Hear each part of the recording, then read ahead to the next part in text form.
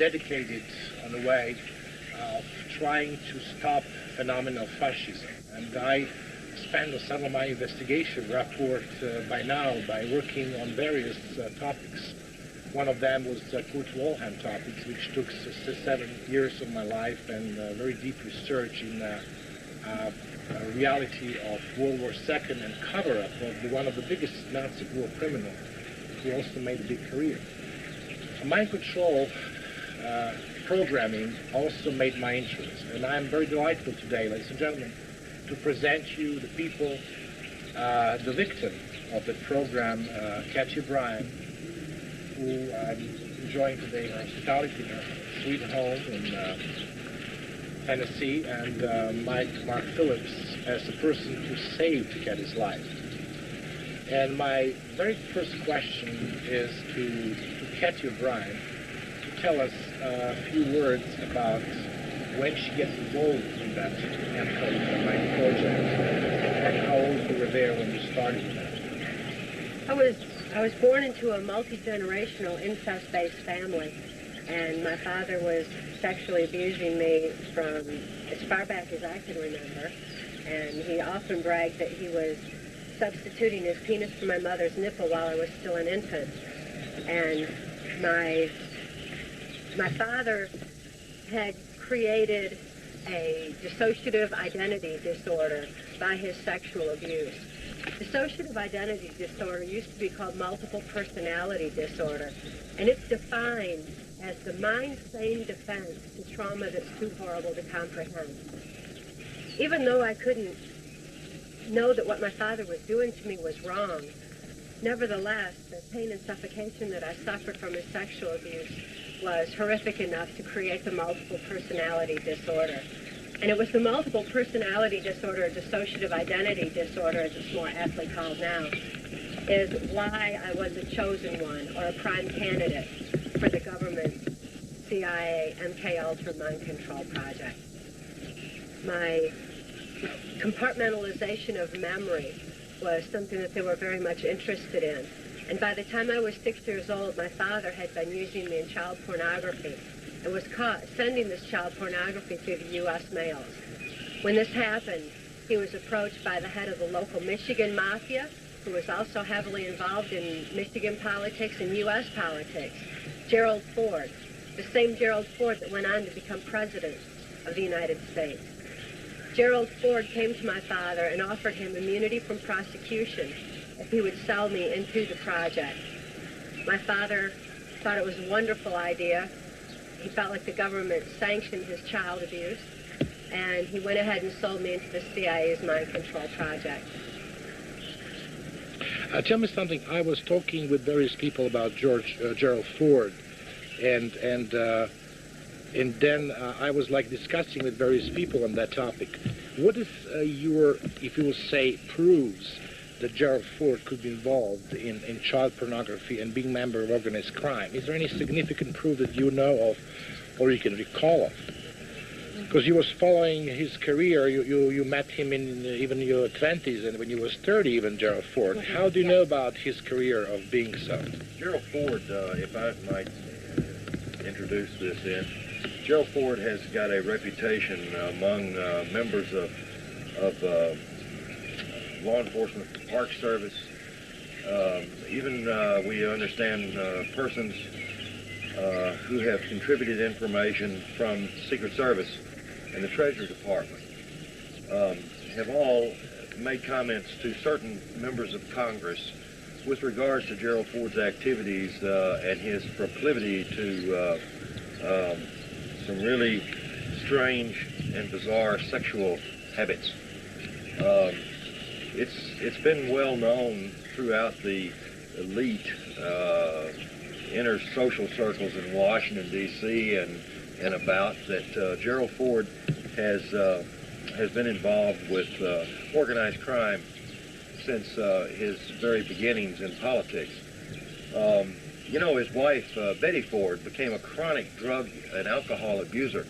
And as a matter of fact, he capitalized on that by opening up what is known as the Betty Ford Center in Palm Springs, which supposedly and does treat alcohol and drug addictions.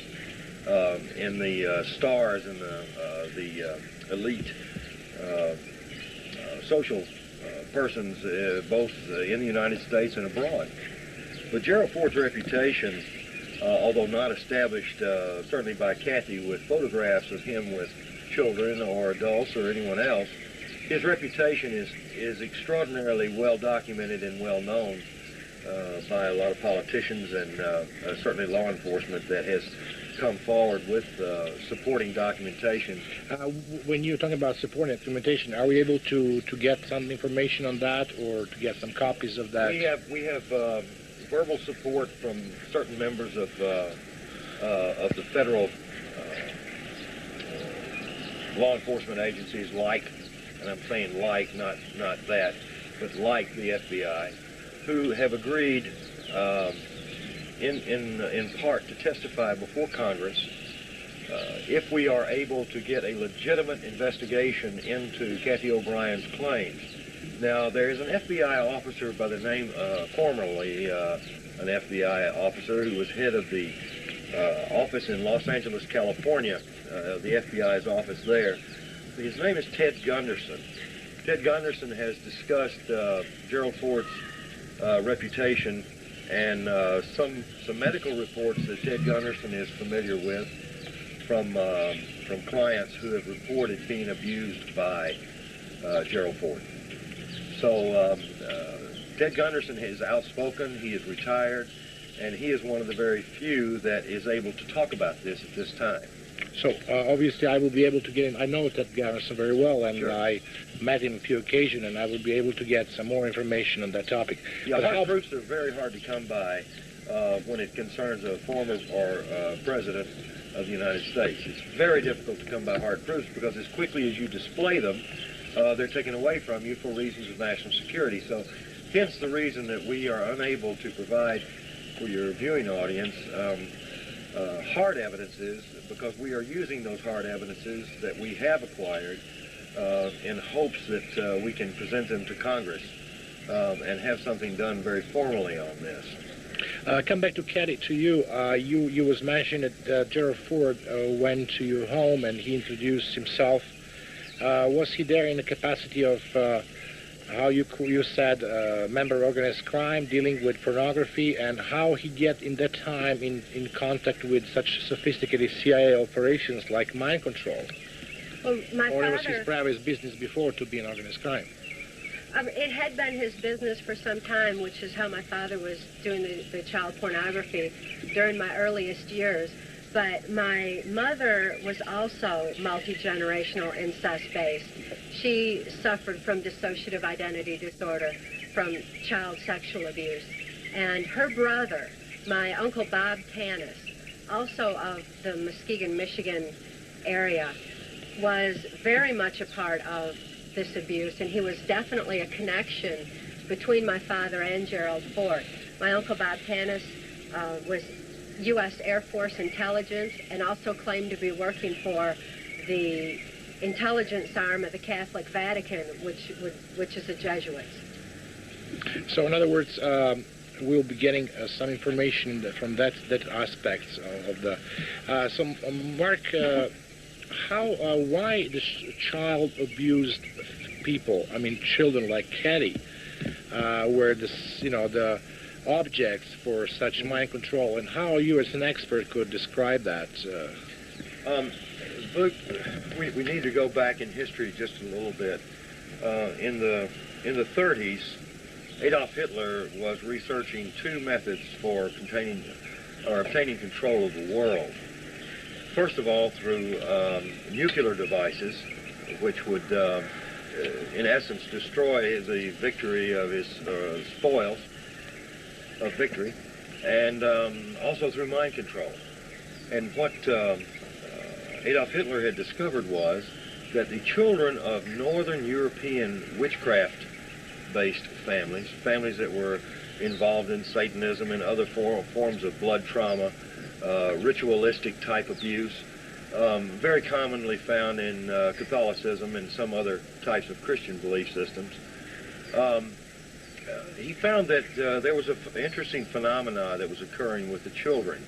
the children that had been abused literally since birth had developed some extraordinary senses visually. They had 44 times visual acuity improvement. In other words, they could see practically in the back of their head. He could envision using that one thing alone for his special SS forces. In addition to that, he also found out that these children had developed photographic memories, and along with a host of other psychological as well as psychiatric changes that seem to occur when people are exposed to horrific abuse. He took those studies, or actually had a fellow by the name of Heinrich Himmler, began to delve deeper and deeper into the research until he formulated a plan to literally genetically encode these children through interbreeding among these incest-based families. I guess plainly spoken, these people were abused, therefore they abused their own children, and their children abused their children, and you develop generation after generation of these abused children, which of course grow into adults.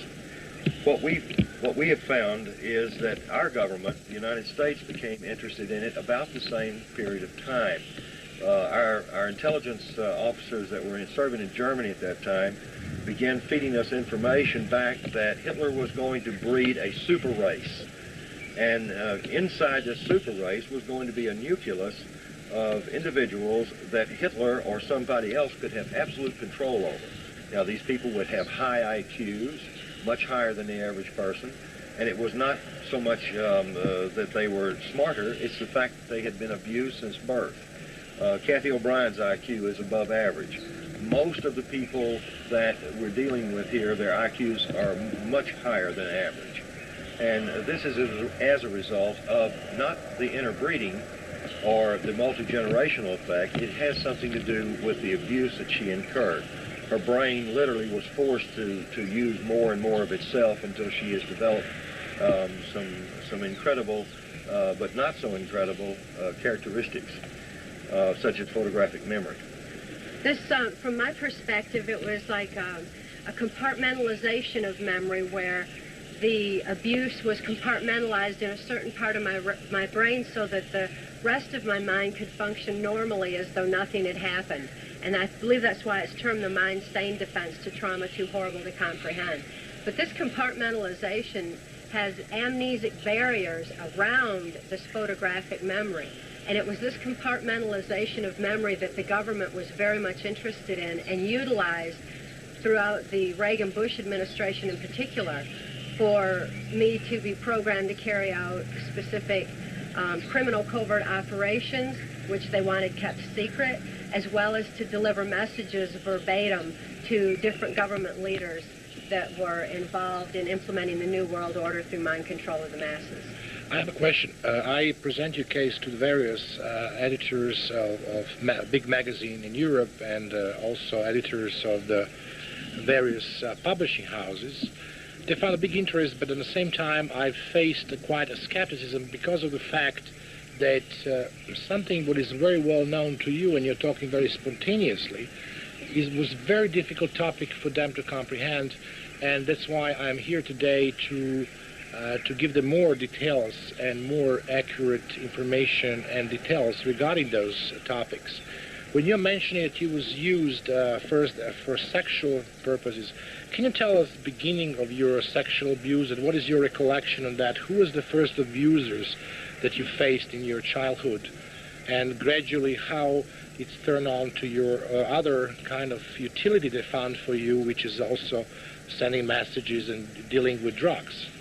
Well, my primitive behavior had been confused when my father was substituting his penis for my mother's nipple, because my sexual experience went into a realm of innate survival instincts such as eating food would do. And my father was my first sexual abuser.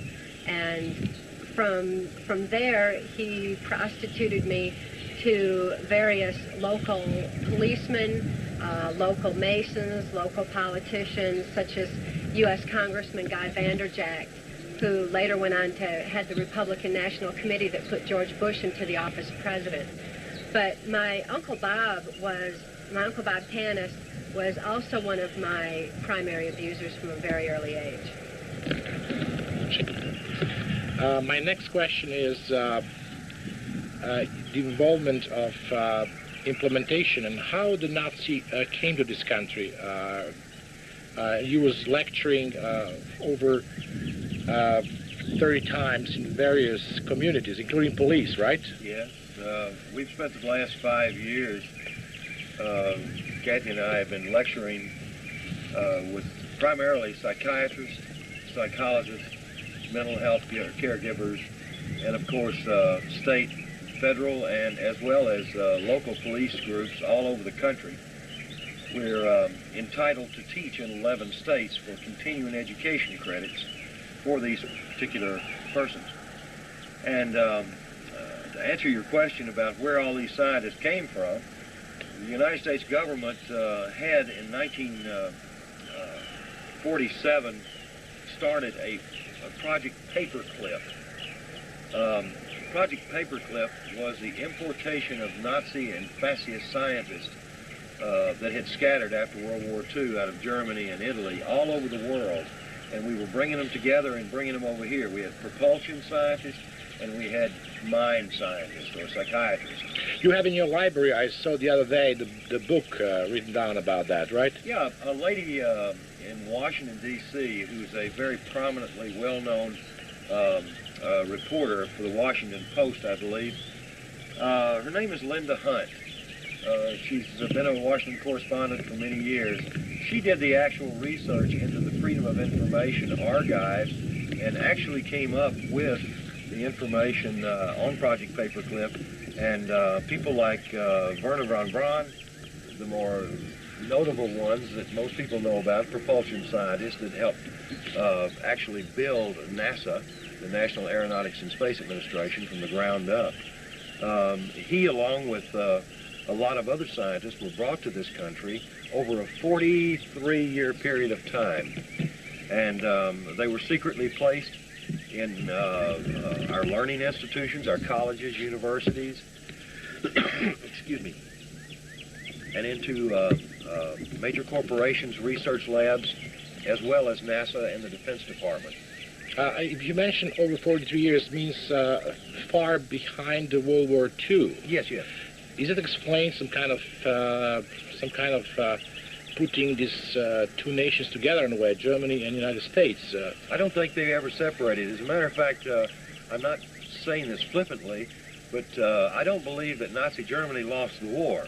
I believe they just had to move their operations from their country to this country.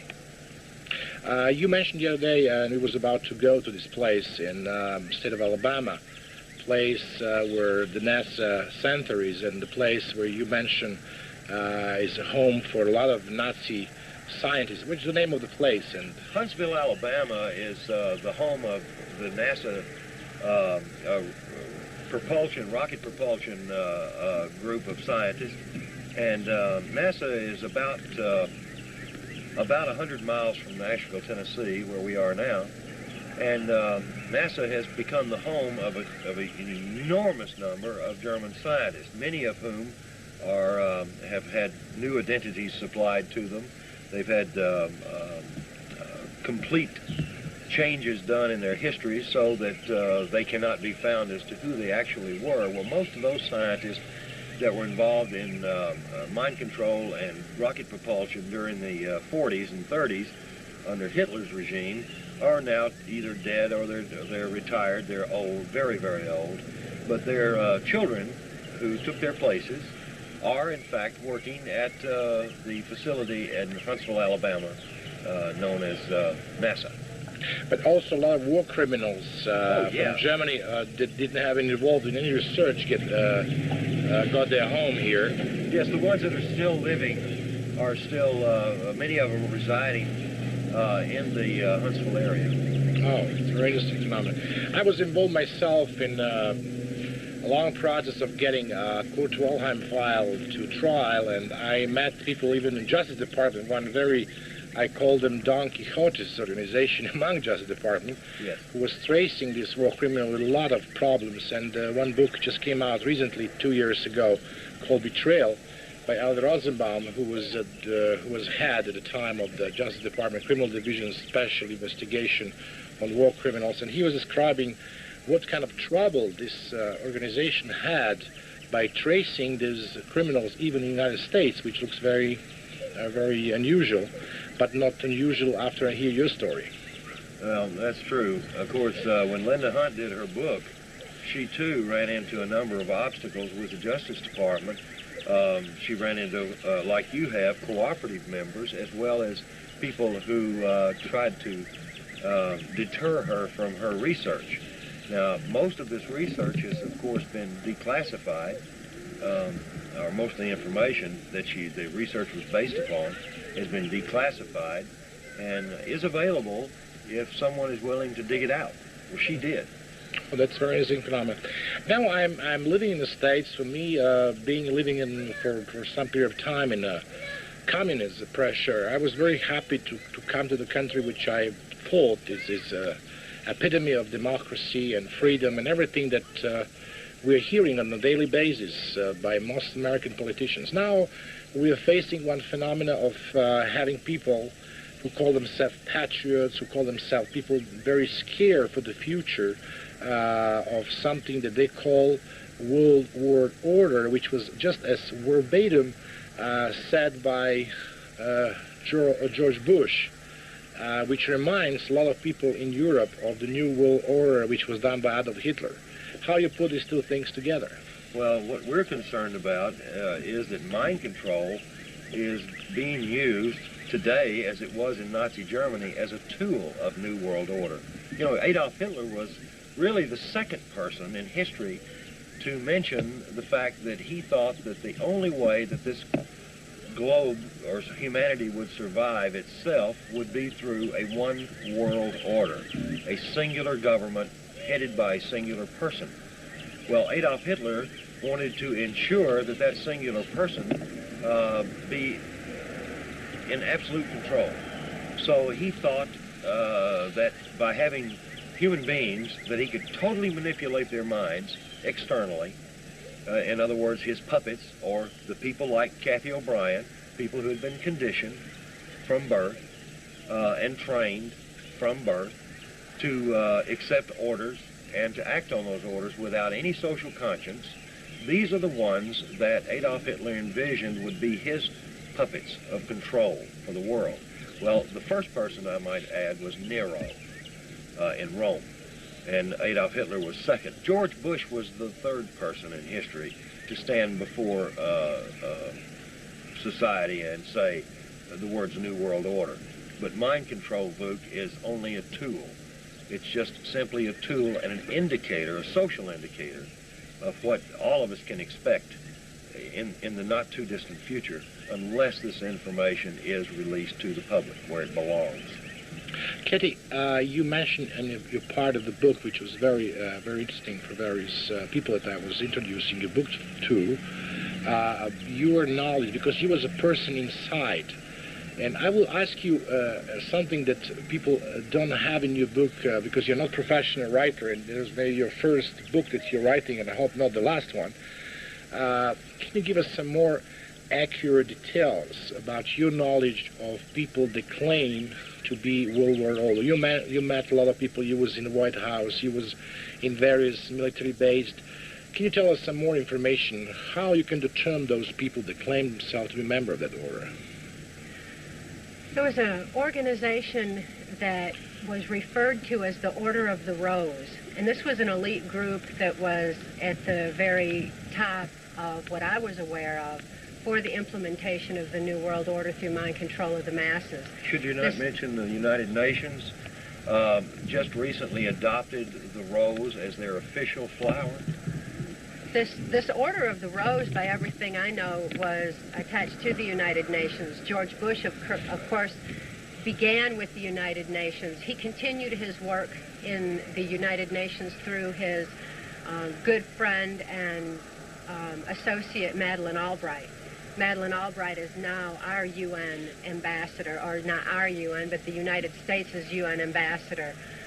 And this Order of the Rose was not so much another organization like we hear about, like the Illuminati or the Masons or something like that, but instead was used as an indicator to each other amongst those at the top that they were involved in implementing the New World Order through mind control of the masses. George Bush was involved in the Order of the Rose, and Bill Clinton was involved in the Order of the Rose. What is your personal contact and contents to that topic? You met with people personally. You saw them wearing various symbols which remind people of that rose colors and everything else. Yes, they would wear a rose as an indicator to each other that they were a part of the Order of the Rose. And when it's happened and how you describe that? When you saw that particular phenomenon? For example, at the White House, I was at a White House cocktail party during the Reagan administration, and... Do you remember the year and the members, anything, like month and something like that? It was, I believe, 1985 to 86, and at that time, the Prime Minister of Canada, Brian Mulroney, was brought to the White House. He was being honored at this particular cocktail party. He wore the rosebud on his lapel to indicate that he was a part of this Order of the Rose. You saw him, you personally, at that party? There Yes, was some kind of a closed party, closed society, without presence of the journalists, I believe, right? I'm not aware of any journalists that were there. There were quite a few people that were at this particular cocktail party. Not all of them wore roses. The ones that did certainly indicated to me, since I knew, that they were part of this Order of the Rose. Who was there on the party? Who was George the party? Bush, Madeleine Albright, and Ronald Reagan, Senator Byrd, to name a few. One interesting thing, there was a presidential helicopter that crashed in the state of Maryland in 1993, I believe in June of 1993. That was a helicopter that Bush used with some frequency. And one of the odd things about it was, instead of having the presidential crest embroidered into the seats, it had a rose. Now, Cathy O'Brien had reported a rose that was embroidered into the leather seats of a helicopter in 1990 to the FBI when she gave her testimony. But it wasn't until 1993 that we actually got corroboration of that through a news report when a presidential helicopter actually crashed with, of course, no one in it of any importance as far as politically goes. But nevertheless, the helicopter did crash, and photographs of the seats were taken. So that photographs available? Yes, yes. Yes, sir, and the rose indicator was, that I saw in George Bush's helicopter was black. This black rose was an indication of death. The red rose was an indication that I would be used in sexual mode for prostitution purposes. The white rose was an indicator that messages were being delivered.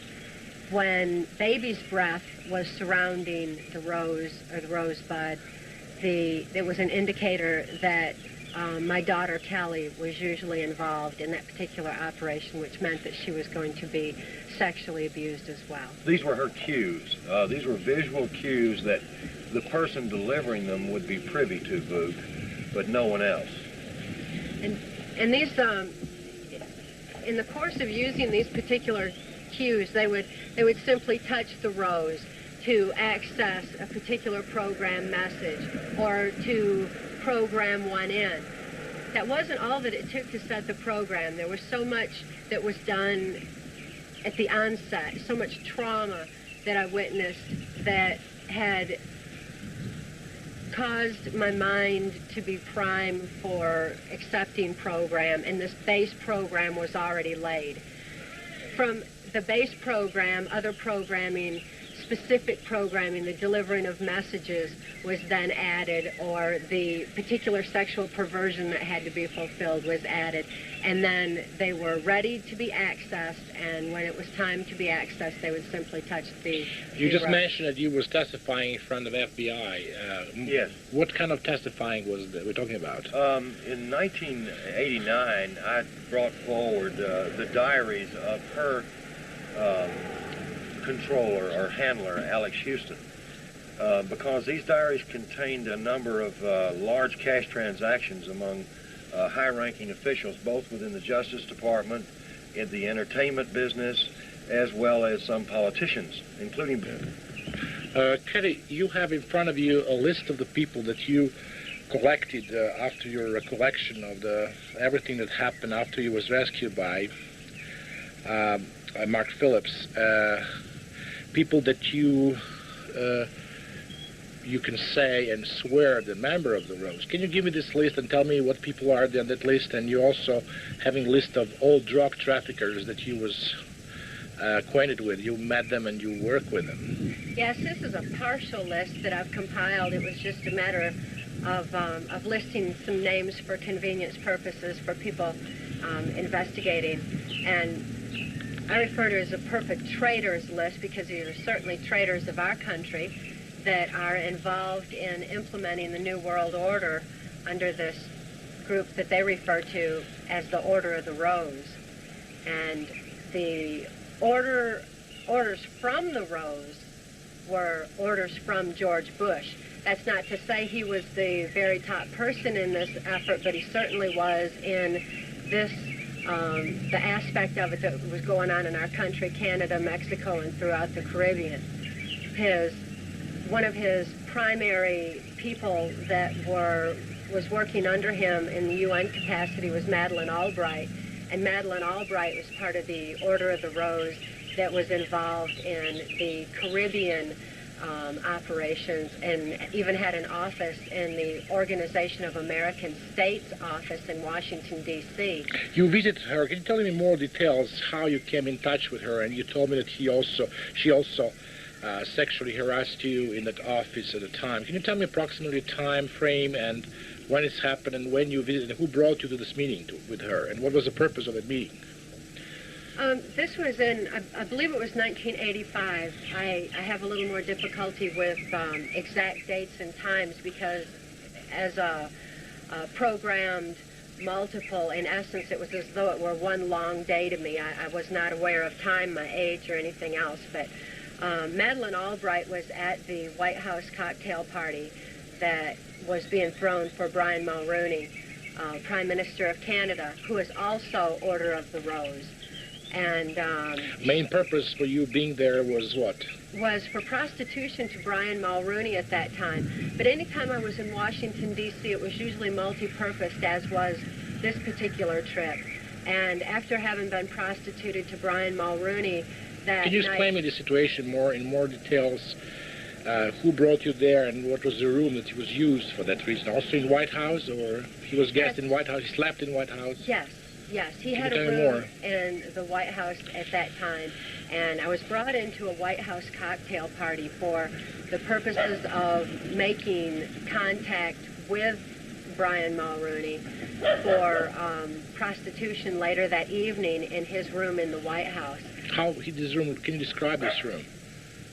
It was one of the nicer guest quarters that they have in the White House, and it was actually a suite. It wasn't just a bedroom. There was an outside room to it that had a sofa in it and some comfortable furniture. But also in that room, by the time I entered, were 3 other girls, one of which was a very dear friend of mine who remains a dear friend of mine today. She's a mind-controlled slave of U.S. Senator Arlen Specter. She's not free at this time. She is amnesic of most of the events, and she's anxiously awaiting the day that someone will be able to rescue her from her ongoing mind control existence. What is her name and where is she located now? For her safety, I will not say her name or her location, but I will say that she has flashes of memory at times.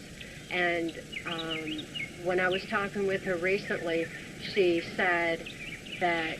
You met with her in person? Yes, I've seen her since. She knows that the book Transformation of America has been written, and she finds tremendous hope for her and her children and for other mind control victims, that someone is actually vocalizing the atrocities that are going on in this country. To come back to the topic of Mulrooney, so yes. you was brought to the entrance of the White House, especially yes. which entrance you was using for? Service entrance. And to exemplify how the mind control slave's subconscious is so literal, my escort, Secret Service escort, stopped outside the door and pointed out the sign that said service entrance on it to me and enunciated it quite differently so that I understood it to read, serve us in trance. And the service entrance was very often how I was brought into the White House. He took me inside and up to the room that was being used for a cocktail party. Well, actually, it's a series of rooms. It's all interconnected where you walk from one right on into It was the during other. the Reagan administration, right? Yes. President Reagan. Reagan was president at the time, and... Mrs. Reagan was not there, or she was there? Not that I saw. She wasn't... I never had any association with her, and didn't see her around at all. But, so who brought you there? I mean, just Secret Service, but who was your mind control operator at the time? At the time, my handler was Alex Houston. Alex Houston was the one who was part of the country music industry, which was the cover for our travels that brought me wherever I was ordered to go. U.S. Senator Robert C. Byrd was my owner, and as my owner, Senator Byrd directed my activities. He's the one who told Alex Houston to have me in specific places at designated times. And on this occasion, it was Senator Byrd who ordered that Alex Houston bring me to the White House. And it also, because I had other business in Washington that I would have to be tending and mind control programmed for at that particular time. So Alex Houston had brought me to Washington and left me off with the Secret Service, who escorted me into the White House and to the rooms, the series of rooms where this particular cocktail party for Brian Mulrooney was. So there was, you spent all night in bed with him and having intercourse with him, or? Not all night, just until he was sexually gratified, and then I left from there and was with Senator Byrd, as was so often the case. What do you mean by you was with him after you slept with him as well? Yes, very often there were a series of men that I would have to sleep with have sex with in one particular night. But as a sex slave, there was no personal interaction, there was no conversation, there was no keeping me around for any purposes. I was simply there for sexual gratification purposes. And that was the case on this night. As I was going through this cocktail party, George Bush and Madeleine Albright were also present. And George Bush signaled me to come over to he and Madeleine Albright and talk. And it was there that Madeleine Albright ordered that I would be brought to her OAS office the next day. So she said that you mentioned in your book, I remember the page 167 even by heart, that George Bush told you about Margaret Albright. Who is she and something like that. Well, yes, he made some jokes to the effect that she was the, quote, Reverend Mother of all sisters, which cryptically meant that she ordered mind control slaves such as myself around. And that particular cryptic language was indigenous to the Catholic Vatican, the Jesuit mind control aspect of my victimization. So the Order of the Rose and the Catholic influence that I was experiencing at that particular time put me into the Catholic Jesuit mode of operation that I had been previously programmed for and conditioned for, and was often used for carrying out particular Caribbean operations. And now your second meeting with her was in that building that you was mentioning before. Can you Yes, describe the building and her office and how it looks like and how this event had happened? Well, the OAS building is located in Washington, D.C., and Alex Houston dropped me off out front. I went through the front door, and there's like a hallway that goes all the way through the OAS building and right out to the back where there's a rock garden. Her office... How the garden looks like? There's some elements that you can describe? The rock garden had a little walkway, like a sidewalk, where people who worked there, people who were brought in, could go outside. There were different rocks, some trees and shrubs there, and a lot of Caribbean art was around the woodwork.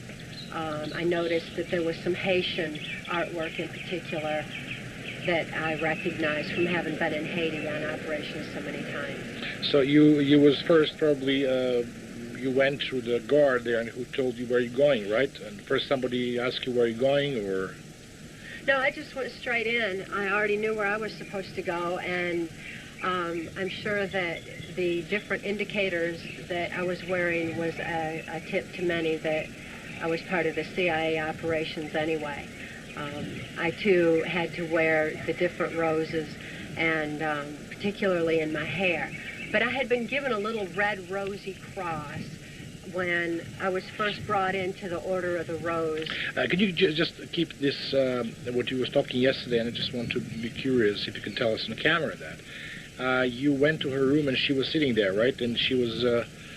yes, after what's we happened talked there? outside and I had received my orders, she brought me back into her office, which is located near the rock garden, and it's on the left as you go in. The office was really quite small, but it too had some of the Caribbean art on the walls. Some Haitian carvings were around the room. There was a file cabinet.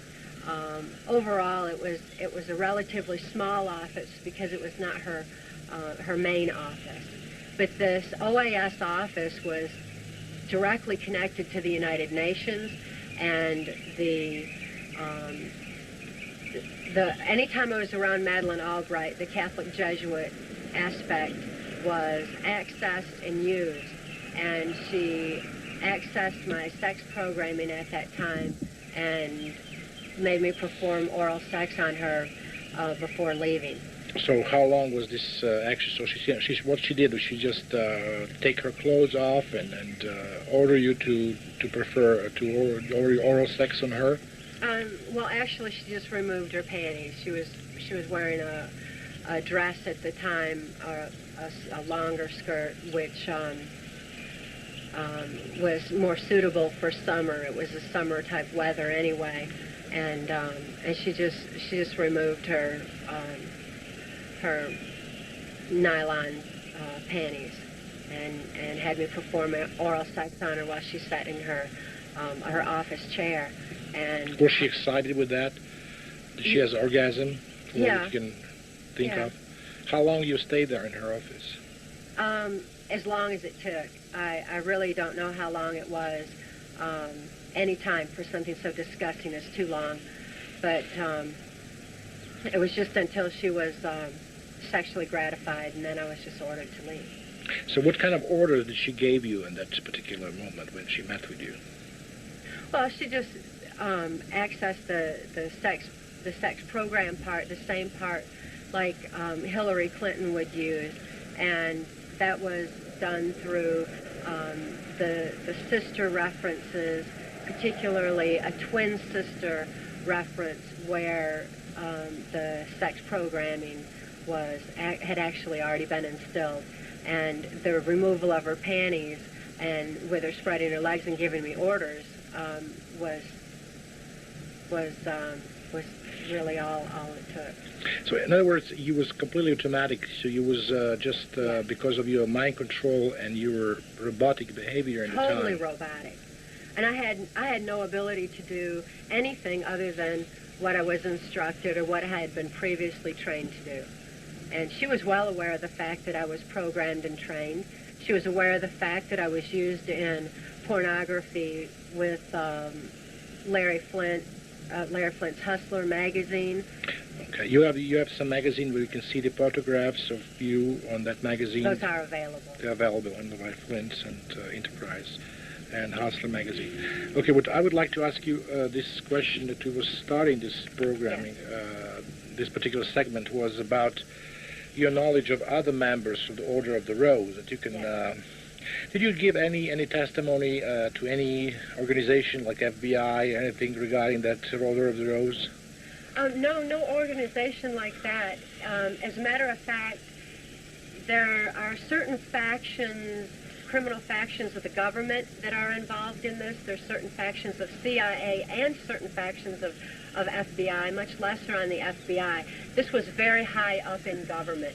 This is government officials such as Mexican President Miguel de la Madrid, who was president during the Reagan administration, Salinas, who was vice president and later went on to be president of Mexico. You met the person personally? Yes. Did you also perform your sexual... With de la Madrid. De la Madrid, not with Salinas. Several times with de la Madrid, yes. Where, in Mexico or in... In Mexico. In Mexico. And other people involved were like Bill Clinton. In 1984, I had occasion to be at the CIA Near-Death Trauma Center compound in Lampe, Missouri. And Bill Clinton and George Bush were there together. Mm-hmm. To some people in this country, it seems odd that a Republican and a Democrat would be together. But in fact, their agendas were exactly the same. Their agendas didn't even have to do with the Democratic-Republican parties, did not have to do with the best interests of the United States. Their interests were this new world order. They both had exactly the same goal and the same agenda. At that time, they were conversing to that effect, and Bush said that when the American people became disillusioned with the Republican Party, that Bill Clinton, as a Democrat, would be brought into the presidency to finish carrying out this new world order plan.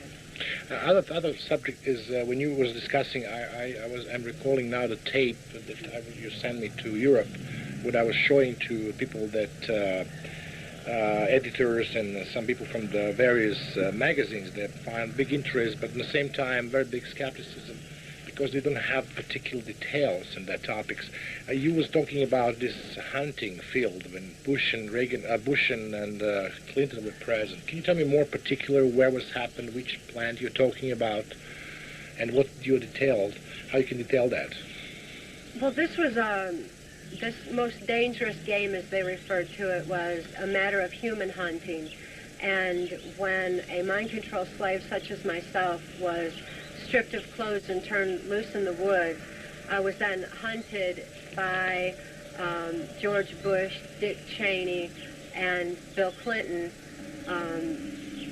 among others. But they were the main ones. I do not believe that it was necessary for them to have subjected me to this form of trauma. There were so many other traumas going on at the time. My mind was already prime conditioned for mind control program. So I really don't understand it, except for the fact that they found great pleasure in this form of human hunting. And they took it from particular military maneuvers. And which base we're talking about when you was recalling the situation when Clinton was present and Mr. Bush? Which airspace? There's a little place called Lampe, Missouri, that's just across the Arkansas line. Bill Clinton was governor of Arkansas at that time, and his whole cocaine operation that was Mena, Arkansas was the main hub for, was bringing cocaine into this CIA compound. And this particular Swiss villa, as they called it, amphitheater, in Lampe, Missouri, was actually a CIA compound out in the woods, military fencing all around it, and mind control training center where there was high-tech equipment was in one building. There were offices in another. There were little Swiss-style villas or cabins where different officials in either the military, CIA, or politics would stay, and it would house them while they were there for either the cocaine activities, for the paramilitary operations that were going on. You know, there were black helicopters everywhere, total robotic guys that were being used in special forces. Which special force you're referring to? There was also another program on my control by Delta Force, yes. right? Can you describe, what is your knowledge? Do you have any knowledge of that, or you met these people, and can you describe me some more of this? The Delta Force and the Navy SEALs are an elite part of the military that is mind controlled, like the mercenaries. I'm more familiar with the mercenaries that were being trained to carry out international operations that weren't necessarily sanctioned by Congress, and they were brought into other countries, such as South America, and to carry out their orders. When in a country like that, the airplanes would then come back with the drugs in them, and the drugs were then sold on the streets here in America, and really worldwide. The CIA's so-called war on drugs was nothing more than the CIA eliminating their competition and taking over the drug industry. So it was all inter-attached. It all interworked. At this particular compound in Lampe, Missouri, the paramilitary operations there were for more of the UN aspect. They didn't wear UN uniforms. They wore black uniforms, had black helicopters, and this was for implementing the New World Order and didn't really have anything to do with our actual military defense. So there were some specific units which was probably out of control, maybe, but they was very well known to the President of the United States because he was taking part of that. Oh, very well known, yes, and maybe not so well known even to some higher officials in the military, because this was not a routine military. It was a routine military base. It was not routine military maneuvers. It was not known to the American public. Instead, this was secret operations, and like I said, for the purposes of bringing in the New World Order. And also, I believe, acquiring a lot of money that was paid on the street of various cities, yeah, which was used for various operations. Yes, it's enormous amounts of money that were brought in through the drug industry. If we had this illegally gained money actually being used for our country, we wouldn't have a national debt here. There wouldn't be any problem at all. But instead, all this money was being used for the global effort. So the money was being funneled into that. Much of it, I'm aware, was being funneled through the Catholic, like the Catholic convents, Jesuit schools, and all. The money a lot of times was being funneled right through there, through the Catholic Church for laundering purposes, and then actually put into the New World Order effort. Another one of these compounds was on Mount Shasta in California. You were there too? Yes, I was. How many times you were there? One time I was taken there. Which year we're talking about? Which year? Can you recall the year? December 1986. And that was when George Bush and Dick Cheney were at that particular compound and indulged in their perverse pleasure of most dangerous games. Did you sleep with George Bush yourself? No, never. Even though he was present when he had turned me loose in the woods, he also had turned my daughter, Kelly, loose. She was only 6 years old at the time. And later on that evening, when Kelly was brought in... In California? You're talking about California? When Kelly was brought in, she said that she had been caught, same as me, to quote her, in that so-called most dangerous game. That was to make her feel responsible for the sexual abuse that followed, and it was to make me feel responsible for it, because had we not been caught, then we wouldn't have had to have endured the sexual abuse that followed. George Bush sexually assaulted my daughter, and Dick Cheney sexually assaulted me. So now, can you recall who brought you to this Californian-based, and can you give more details on that topic, where you was brought, how this compound looks like, and everything else, which will help us more to understand and comprehend the situation, which was probably very shocking when I was presenting it to the various media organizations in Europe. Well, Alex Houston was making a trip across the country to California at that particular time. In California, in December of that year, during the Christmas break, is when Ronald Reagan came in, Gala Madrid came in from Mexico, and it was all part of the groundwork for what's known as NAFTA, the North American Free Trade Agreement, which this particular groundwork was actually the opening of the Juarez, Texas, Mexican border to the free flow, free trade of cocaine and heroin into this country. So, but I believe also in the economy, other economies, yeah, not exactly the campaign. Yes. So that was really the primary purpose for making this trip across country to California.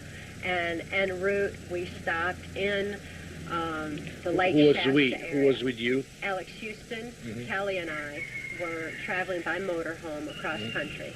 And we stopped at Merle Haggard's. Did you have a cocaine on your Yes. home?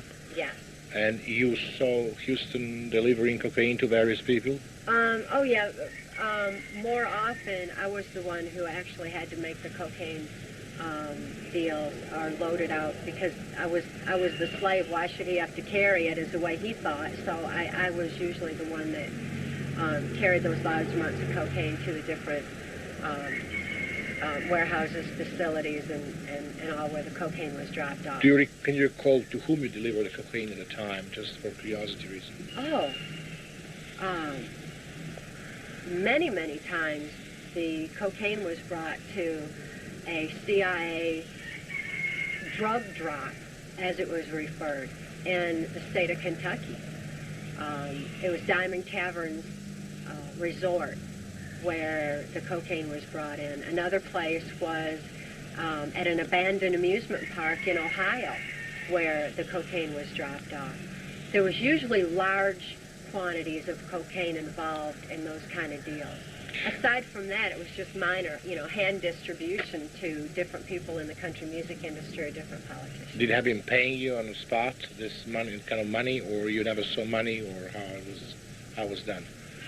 On the larger deals, there was not money exchanged. A lot of times there were bank transactions that had occurred that I had been programmed to cover the specifics on the larger deals. On the smaller deals, there was some money that was made at that time. Now, Mike, we have now some. One of the reasons I came here was very much to dig out some more evidence on various aspects of the story, which was very, very shocking for most Europeans. I said maybe Americans living here and being faced with the situation on a daily basis in one way or another, even that we can say that most Americans are not familiar with this vaccines happening on a daily basis in this country. You'll be showing me the book. Can you tell me the contents of the book, Mark, and what is the book all about? Well, yeah, first of all, I'll tell you where the book came from. Alex Houston was Cathy O'Brien's handler for the CIA. He's a CIA operative, drug runner, pedophile, money launderer, as well as slave runner. And even though he did not orchestrate Cathy O'Brien's activities for the most part, he was responsible for making sure that she was in certain places at certain times. As you all have discussed earlier, I'm sure, there are codes, keys, and triggers that are necessary for someone to know in order to access, very much like getting into a computer program, in order to access the mind of one of these programmed individuals, such as Cathy was, you need to know the codes, keys, and triggers. I was aware of this because of a general in the military that had informed me that somewhere Alex Houston must have a record book where it'll say record book on it, and it would indeed contain some of her codes, keys, and triggers. Well, I knew that Alex had a large safe in his home. Very, very old, but extremely large professional bank type safe. And I knew too that Cathy O'Brien had a photographic memory, so that if she had ever seen the combination even once, it would be recorded in her mind. But unfortunately, I was rather disturbed that she could not tell left from right, and usually, so many turns left and so many turns right. Well, that did pose to be a little bit of a problem, so I just simply reversed the process. But I was able to access in Cathy's memory the actual combination to the safe. And when we opened up the safe, this book, a central record book, did indeed come out of that safe. What means central? Is it booked by some central? Oh, I think you can buy these books. They're record books. I think you can buy them most anywhere. But like many CIA operatives, they normally stay with the same theme, and so everything on it will either say Central or CIA or CCA or something of that nature. But contained within the pages of this book was much more than codes, keys, and triggers. As a matter of fact, there were very few codes, keys, and triggers in here. What was important, though, were offshore bank account numbers, numbers of persons high up in politics, like Bill Clinton. And at the time that I got this book, Bill Clinton was only running for the office of president. I didn't realize that he had been destined to be placed in that office. But there are a lot of drug dealing, a lot of South African telephone numbers and bank drops. Ways to launder money, primarily, are in this book. But, you just mentioned Bill Clinton. Can you please show me the page where... Cathy, where is the page? She can find it very quickly. Where Bill Clinton's name is there and his telephone number was there, which I believe some people they've been using, they could be... Yes, this one. You want to face this with the camera.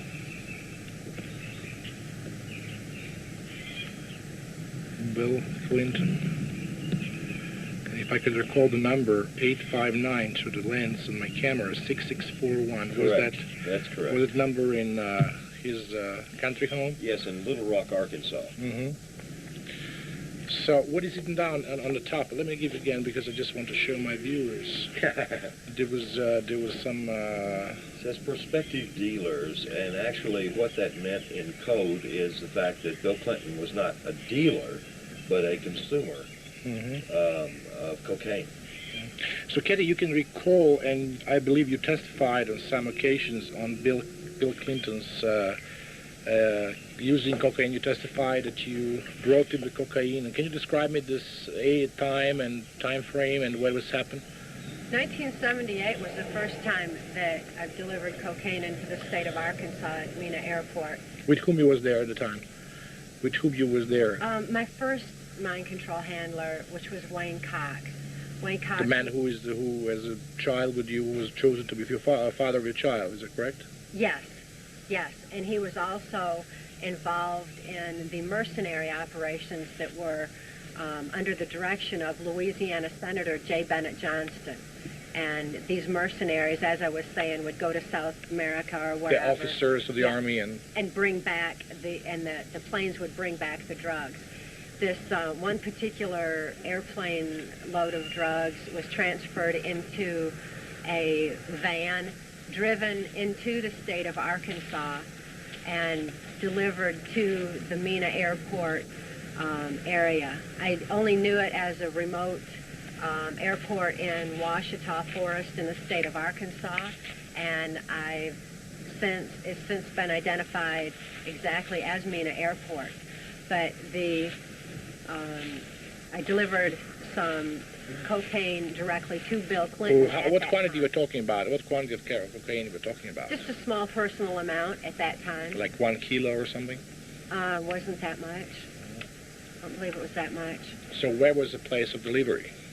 It was at a hotel that was right nearby there, where Bill Clinton was staying at that time. Do you remember the name of the hotel by any chance? No, I don't. So it was a small hotel? It wasn't like a conventional motel with like a Holiday Inn kind or something. It wasn't like that. It was an older stone motel. It's actually the place that she's identified. She did so for some investigators with the Kenneth Starr Investigative Committee for Congress. And although I apologize, I don't have photographic memory recall, they did tell me what the name of the place was. It is it was at one time it was built during the 20s, and it was used for hunting, as a hunting fishing lodge, motel type of thing, but has long since been used as a retreat for various Christian groups and this sort of thing.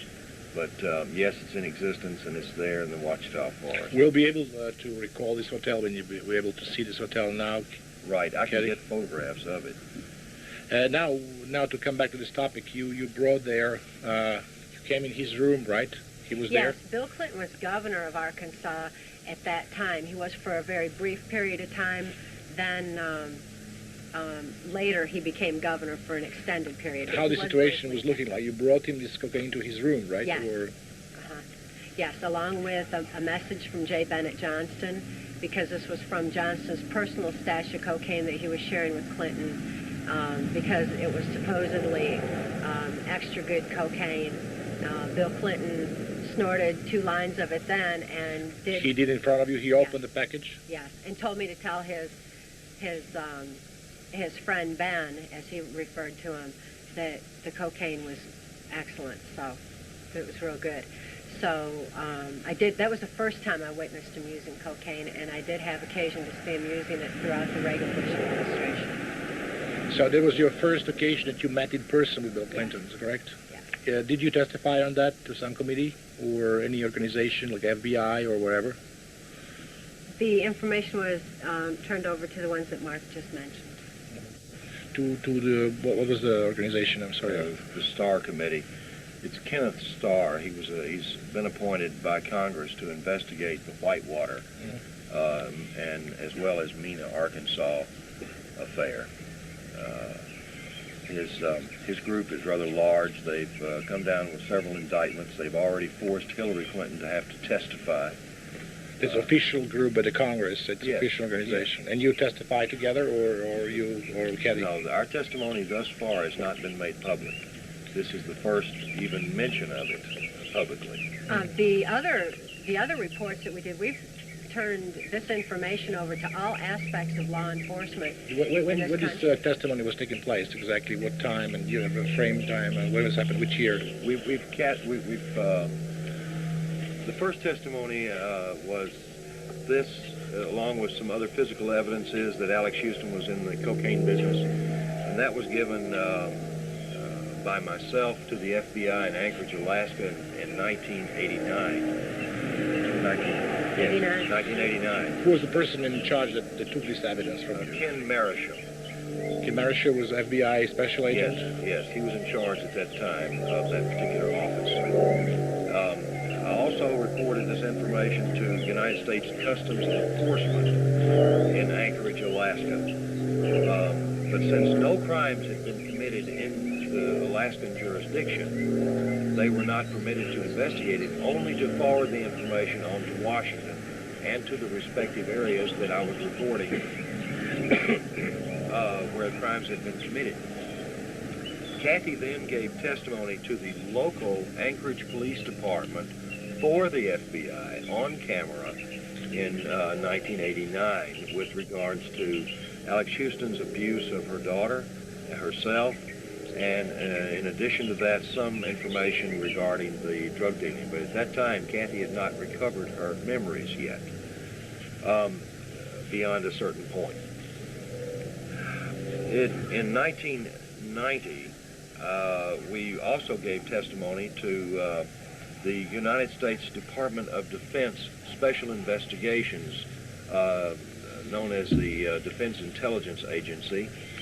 A representative from the Huntsville, Alabama regional office came to my mother's home just outside of Nashville, Tennessee.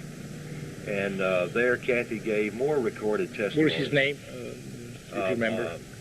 You know his name? It's in the book. Oh, I see. But I don't recall it offhand. We reported all these crimes to so many people, and on every turn we were stopped for reasons of national security.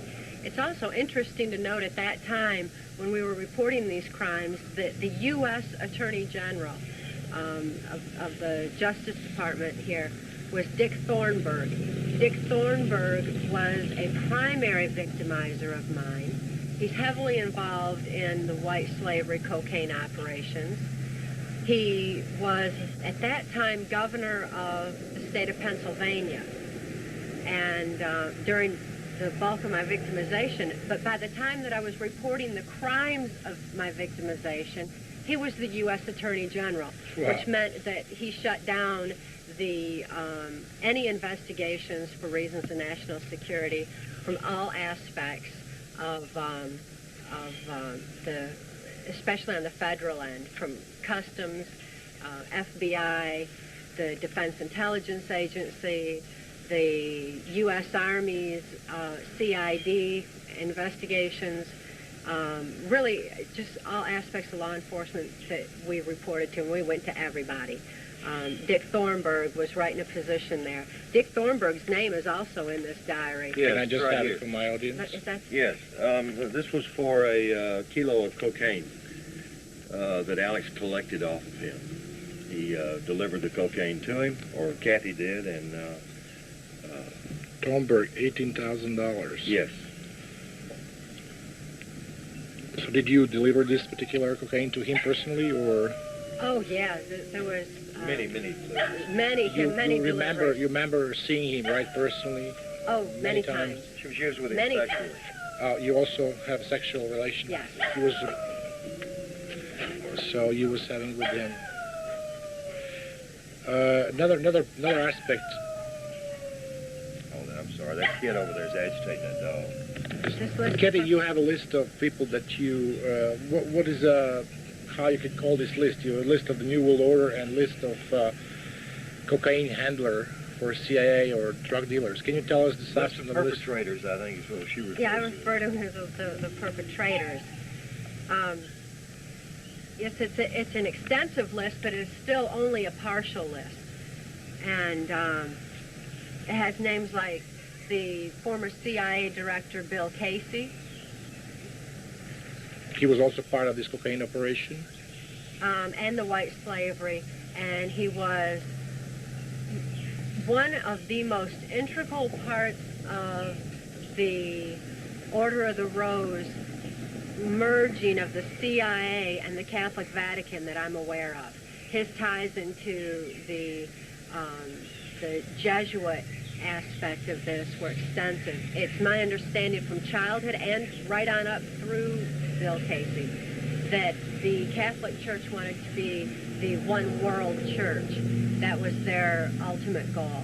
And when Ronald Reagan To surpass other beliefs and just to make every church to be Catholic, in other words, Orthodox Church or...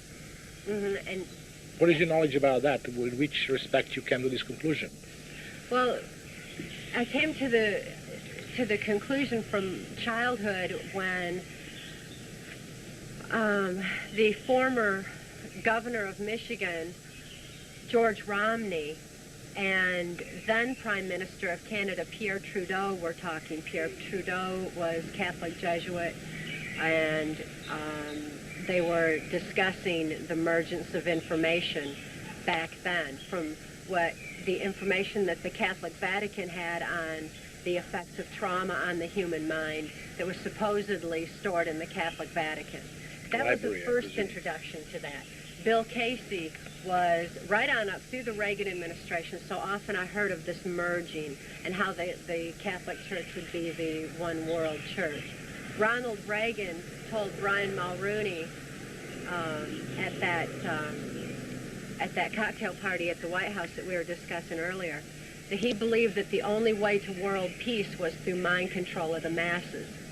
When he stated this, it was also a play on words, the play on the word masses.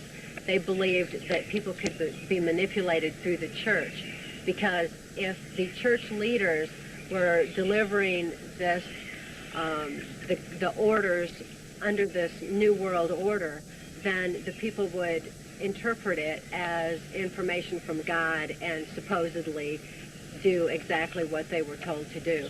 So it was mind manipulation in that regard, but mind control of the masses was also in reference to the populace as a whole.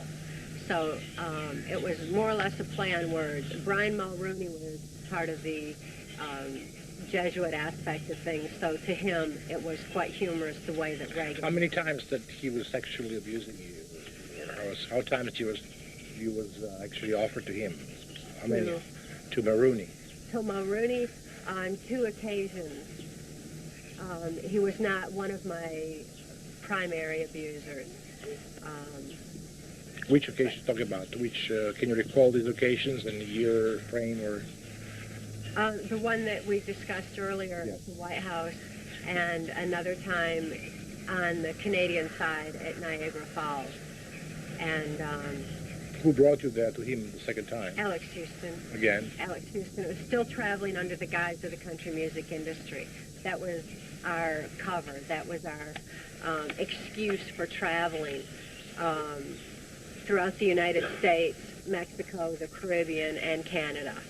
And now, to come back to this list, you collected the names and people that you met during your time of your cover-up with drug business or drug trafficking. Can you please tell us the rest of this name that you have on this list? Can you just read for me, please?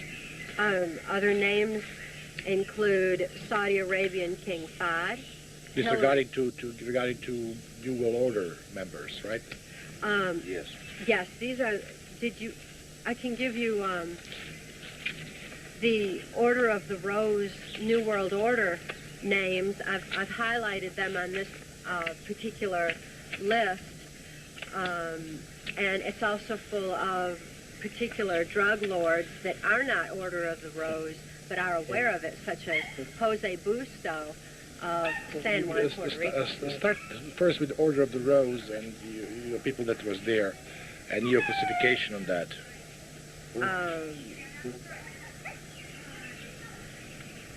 The U.S. diplomat Philip Habib, U.S. Army Lieutenant Colonel Michael Aquino, who was a primary programmer of mine, U.S. Congressman Guy Vanderjack, Tommy Lasorda of the L.A. Dodgers. He has the baseball team here that the Dodgers, they were using mind control in it. Plus he was Catholic connected and was very much a part of the Order of the Rose. Former U.S. drug czar and Secretary of Education during the Reagan administration, Bill Bennett. Bill Bennett is very much a part of the Order of the Rose.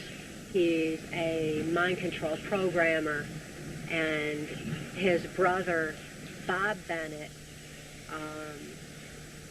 is a so-called attorney who is also part of this global effort.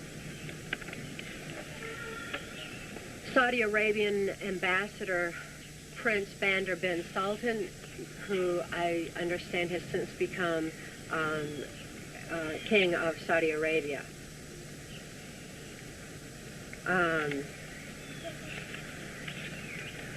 former Tennessee Governor Lamar Alexander, George Bush Jr.,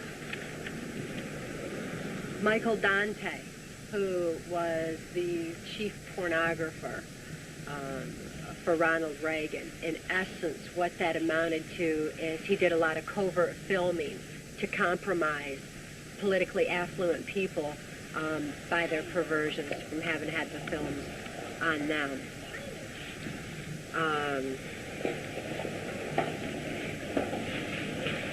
Hank Cochran is a singer-songwriter in the country music industry in Nashville, Tennessee, who was one of the primary people in the CIA's cocaine operation. He's also aware of the Order of the Rose.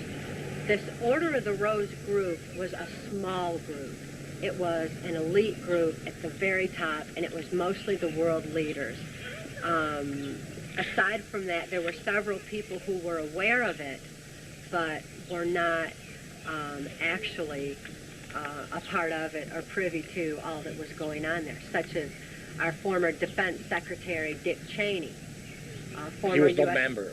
Dick Cheney was not member of the Order of the Rose. And not that I was aware of. He could have been, but it was not my experience to witness him being an actual part of it.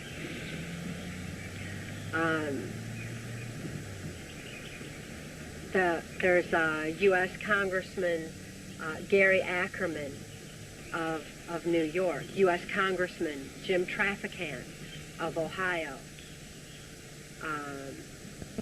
General Manuel Noriega of Panama was well aware of the Order of the Rose. I'm not sure whether he was actually a part of it or not. He was certainly a part of the CIA's drug operations during the Reagan-Bush administration that I was aware of. Did you meet him personally? Yes, I have. Which occasion you met Noriega? The primary occasion that I met him was in December of 1987. And where was that? It was in Tampa, the Tampa area of Florida, which was real close to MacDill Air Force Base. It was actually just across the bay from MacDill Air Force Base, which is a very primary hub for the cocaine operations of the CIA. Also, who brought you to him, and how you can describe this meeting with him, and can you describe where you met him, and which it was a hotel room or some other or base? No, actually, he had his ship out in that that harbor area. He has this enormous yacht. I guess it's actually referred to as a yacht. I really don't know where the difference would come in between a ship and a yacht. His was so big.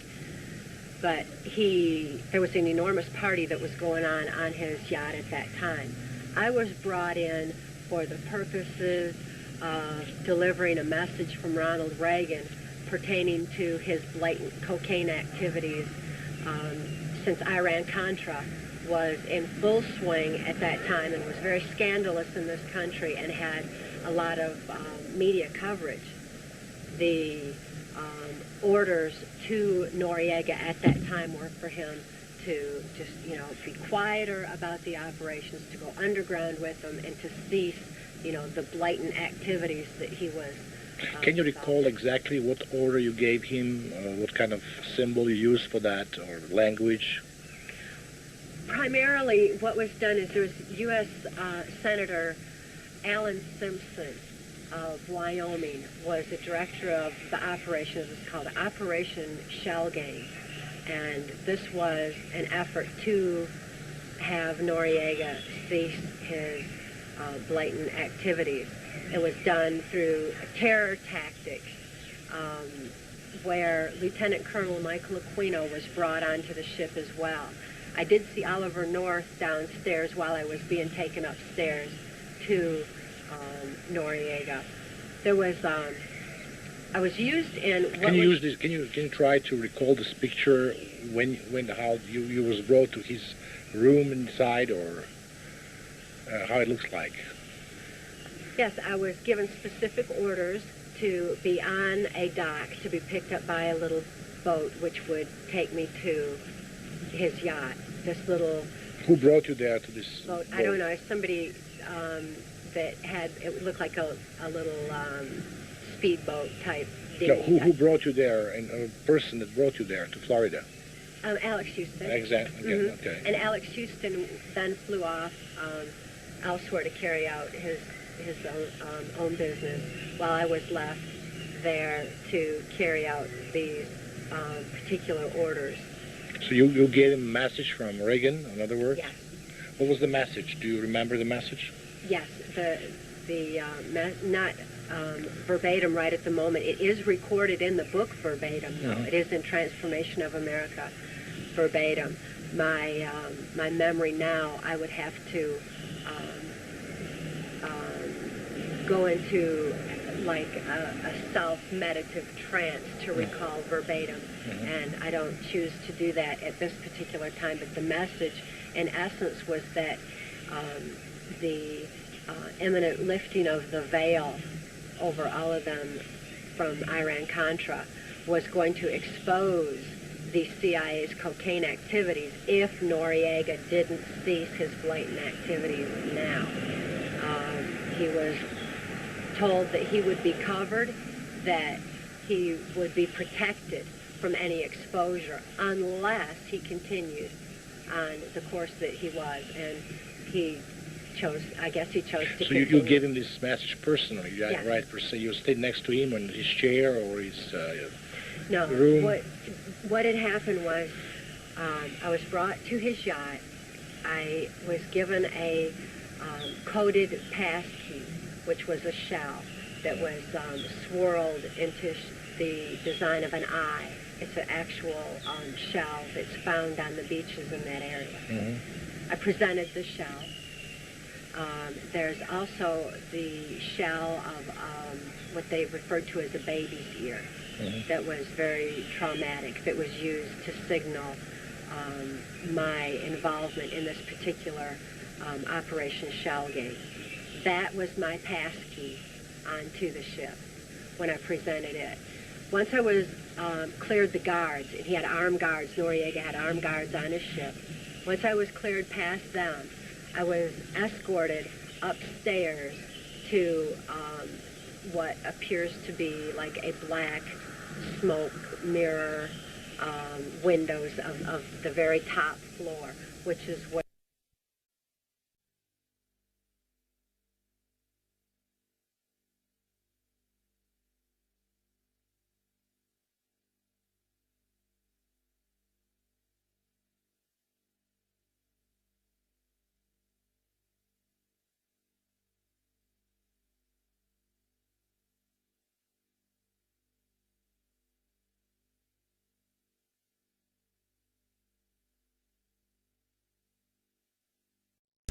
I was to meet with Noriega. Alan Simpson was already up there. So he was there present when you was there? Lieutenant Colonel Michael Aquino was there. And in essence, they did a modified version of the hands-on mind control demonstrations that I was forced to participate in on the various military bases and NASA installations across this country. That was where the term presidential model came from. In essence, they were demonstrating the latest forms of mind control to people. And this was a modified version of that presentation. And this was done to Noriega to show him not only the latest technologies in mind control, but also to play on his occult superstitions. It was done to terrify him into believing that he would have the wrath of Satan himself on him if he didn't comply with Reagan's orders. He was very terrified by the whole presentation and had run hollering from the room. So the effect was definitely there. The trauma that he endured on his superstitious beliefs, coupled with the message that was delivered verbatim, including the exact voice inflections that have been programmed with, should have been sufficient to force him into containing his operations on a more subtle basis. Somehow, I don't know why or how or what happened, but apparently he didn't do it, and that was Bush's, when he went and raided Panama on the so-called Operation Just Cause, when they brought Noriega into this country. And I guess he remains a political prisoner here to date. But that was done because he was skimming profits off the CIA drug money that I'm aware of. And how was you aware of this scheme process? Because of the transactions that I was involved in on his aspect of this cocaine operation out of the Caribbean. I knew that the money would turn up short and that he had already been accused of skimming. Who was about to pick up the money from him? You was in charge of that, or? At times I was a part of that, that particular aspect. So that was how I was aware that he was already skimming. But I was also aware that more than anything, his activities were not being kept secret enough to suit the CIA at that time.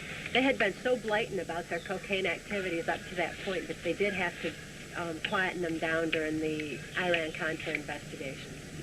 I see. So in which respect you was collecting money? So they brought this money through the ships and delivered to you, and you was bringing this money where? Well, oftentimes it was part of the Caribbean operations. I would travel on the Norwegian Caribbean lines, NCL, out of Key Biscayne, Florida, that would go to various ports of call throughout the Caribbean and Mexico. And that was another means of travel for the country music industry. Alex Houston, as a so-called entertainer, ventriloquist stage hypnotist in the country music industry, would be brought onto the ship to entertain. I was brought on with him as a handwriting analyst that gave lectures on the cruise ship. And then when we were in certain ports of call, then the CIA's drug operations were carried out at that time. Which means, can you explain it from a technical point of view? I would have a large suitcase full of money in the early 80s.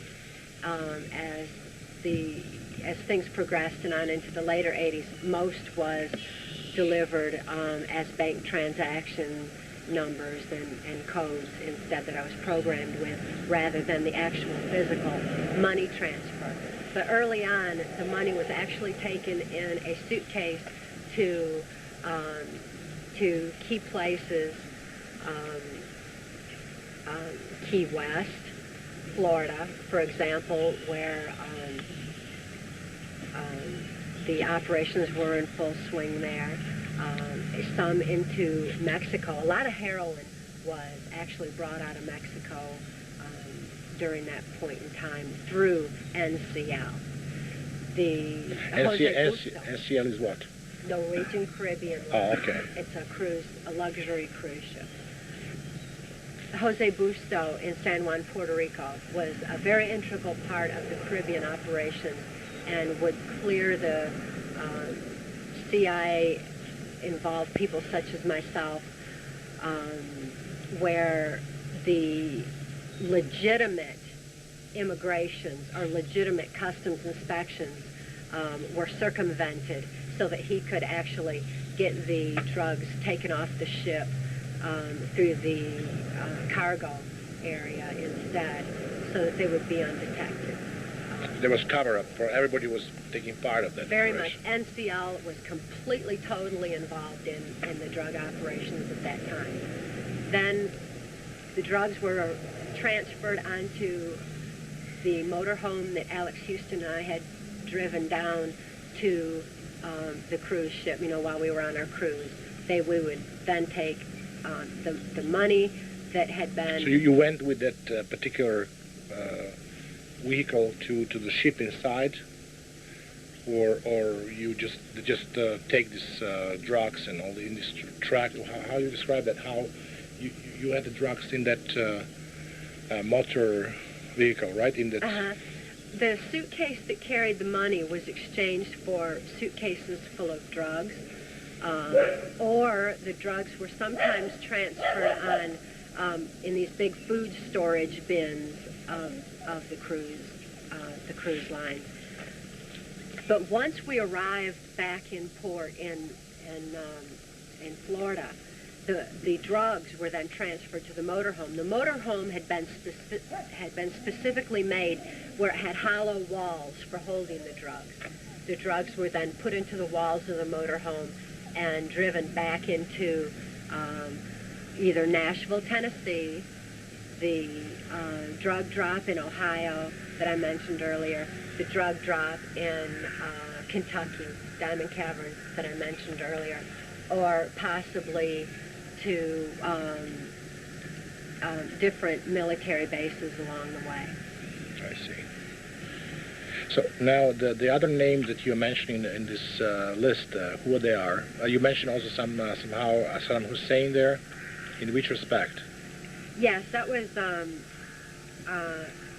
Saddam Hussein was mentioned, and that was more from being considered a stepping stone of the New World Order. He was considered expendable.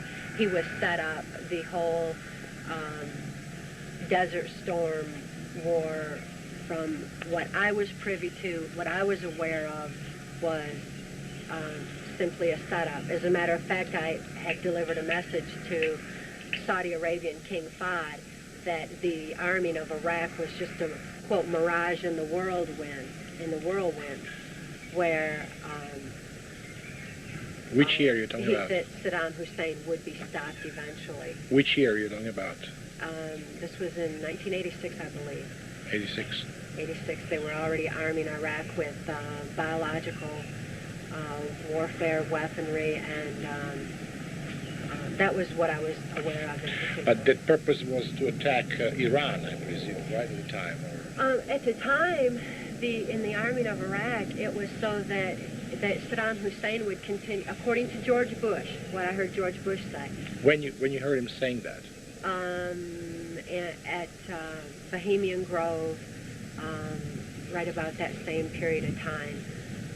When I saw him there, he was discussing how Saddam Hussein should be allowed to continue genocide in his country, so that there would be, quote, that much less for Bush to have to annihilate when the war was actually broke out. And in the meantime, Saudi Arabian King Fahd was being soothed and to understand that the building of Iraq was not going to affect Saudi Arabia directly, supposedly, was not going to affect them directly or be a threat to them because Saddam Hussein was destined to be disarmed. The war was imminent. And this was, back in the late 80s that all this was already established. So when Desert Storm actually came about, it was, it didn't seem like war as the public perceived it at all to me. It was so staged. It was so orchestrated. But Saddam Hussein was definitely considered an expendable. Baby Doc Duvalier of Haiti was also considered an expendable. They used Haiti as a cocaine hub for many years before that particular aspect of the cocaine. Did you have met Baby Doc? On numerous occasions. Where was the first time that you met with him? I met with him in Haiti at his presidential palace in Port-au-Prince. And who brought you there? Alex Houston. You and flew this there, was right? through the Norwegian Caribbean line. Oh, you went with the crew there. Right. Many drug transactions had occurred there before Baby Doc was taken out of power. When Baby Doc was taken out of power, I was aware of Haiti being used as a prototype of mass genocide for the New World Order, according to New World Order plans, and was... In which respect mass genocide? Through the civil wars or through the conflict among the nation in this country or various groups, or how you understood that genocide aspect of the New World Order?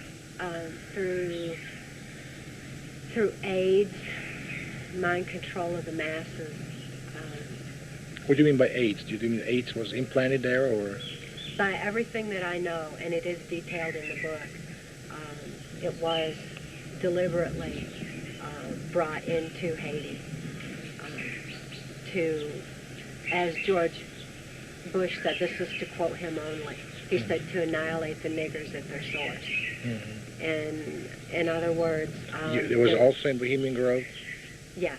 What was and Bohemian Grove? He was also referring to South Africa at that time. What was the Bohemian Grove actually role in that whole story? I read your book, but Bohemian Grove was a place where all these people belonging to this club attending. Are they all member of the Rose or one way or another, or just some of them? No. There's Bohemian Grove was a political playground in Northern California, and it's still there today. It's not far from the Presidio, where the so-called Gorbachev USA summit was held. The people that met at Bohemian Grove had two levels that, according to my understanding, one level was the usual membership. The other level was the elite, politically affluent members of the Grove, which included George Bush, Bill and Bob Bennett, Gerald Ford, to name a few, Ronald Reagan. Kissinger as well. I understand that Kissinger is a member, but it was not my experience to have contact with him there. It was my experience to have contact with Dick Cheney. Do you have any knowledge of this operation when Gorbachev was there? There was also some kind of conversation you heard between Bush referring to Gorbachev and all this operation to do Russia, to cut off Russian Union, or to convince Gorbachev on that? The only aspect of it that I was aware of at all, as far as Gorbachev and that effort, was just a shared goal of implementing the New World Order. I do not know the details. I'm not privy to that aspect of it because my operations were limited primarily to Canada, Mexico, Caribbean. So you never have a chance to see when Gorbachev was there or anything like that? No, I was free at that time. I was no longer a mind-controlled slave. It was no longer operational. Oh, I see. But the Presidio is a well-known abuse base. Lieutenant Colonel Michael Aquino has been charged with sexual abuse of children there for the proliferation of his occult temple of Set, for the blood ritual traumas that occur there. I was taken there for mind control programming purposes. There's a mind control sophisticated technology building that's located on the Presidio. And the Presidio, like I said, is in close proximity to the Bohemian Grove. So it all kind of intertangles. The same people are involved in both places. Can you give me some more detail about these names that you have there, like drug dealers and drug traffickers and slaves? You have quite a list there. Yes. Other pages, I believe. Boxcar Willie is a country music entertainer. George Bush Jr. is listed for his operation. Do you have a knowledge you met with him? Yes. Who was the man? How do you describe this man? George Bush Jr. Took Kelly off on several occasions. You mean sexually abused her? From all indications that I saw when Kelly was returned, I would have to say yes. For his support of his father's sexual assault of Kelly, yes. George Bush Jr. was covering for his father. What is his second name, first name of George Bush Jr.? Also George Bush Jr., yes. Right? He's now, what is his position now? I believe he's governor of Texas. Oh, I see. At this point. I see. But when I knew him, he was, this was back in 1986. He was at the Mount Shasta compound. He was also at Ronald Reagan's, I don't know if it's a primary home or a second home or whatever, but it's a home in California that I was... You met with him? Yes. Do you have anything, any relation, sexual whatsoever with him, or? None whatsoever, and no indicators that he was interested in any kind of sexual relations. The only interest that I ever saw him show was towards my daughter. I did not witness him sexually assaulting my daughter. Did you witness anyone? Did you witness? Ever been eyewitness of any of assault of your daughter by your, that you saw by your eyes? You saw with your eyes? Yes. When it's happened and how it's happened? That was after Kelly and I had been caught in the most dangerous game on Mount Shasta, and were taken into the hunting lodge, cabin, whatever you'd want to call it. That was in California, or? Yes, in Northern California. And Dick Cheney and George Bush were on vacation, so kind of a work vacation at the time, because it was close to the Christmas holidays and they were off work. George Bush was using copious quantities of heroin that I witnessed him using. He was using heroin? Heroin, yes. Which way? Through the needle? Or? Yes. There was also opium that was smoked in that room. There was... Who, Cheney was with him? Yes, yes. And which room? Can you describe the room and the place? The room was, it was set up like redwood walls, and it was very rustic. The whole room was set up in a mirrored type illusion, where everything, like there was a sofa facing a sofa. They were both black leather, and they looked exactly the same, and they were facing each other. Two armchairs were positioned opposite each other, so that it appeared to be, in looking in the room, the whole room appeared to be a mirror reflection, but it was simply actually designed that way. Because, like, George Bush was sitting in one chair and Dick Cheney was sitting in the other. They were naked? When Kelly and I were brought in. They were naked? Eventually, yes. When we first came in, no. But they did both unzip their pants and were making lewd remarks to Kelly and I both. Both of them were very high on the heroin and the drugs that were there. It was their recreational drugs of choice, and they were very abusive of Kelly and I both. So what they did exactly? Just they did oral sex, or they just penetrate you sexually? George Bush, after a series of perverse and lewd comments and events, had gotten up and walked over to Kelly and had put his penis in her mouth momentarily, and then he took her off to another room, which was nearby. It was a bedroom that was right off this room, and from that bedroom I heard Kelly hollering in pain. George Bush had made comments to Dick Cheney at that time. From that room? He liked it when children felt the pain and squirmed and hollered. And then I heard that going on, while at the same time Dick Cheney had taken me down in front of the fireplace. There was a fireplace in the room, and had sexual intercourse with me there that was extremely brutal, because of his abnormally large penis size, but also because what kind of penis size? He has like very big penis there? Or yeah, very, very large, very thick. The complete opposite end of the scale of Senator Byrd, that's for sure. Very brutal in his sexual assault.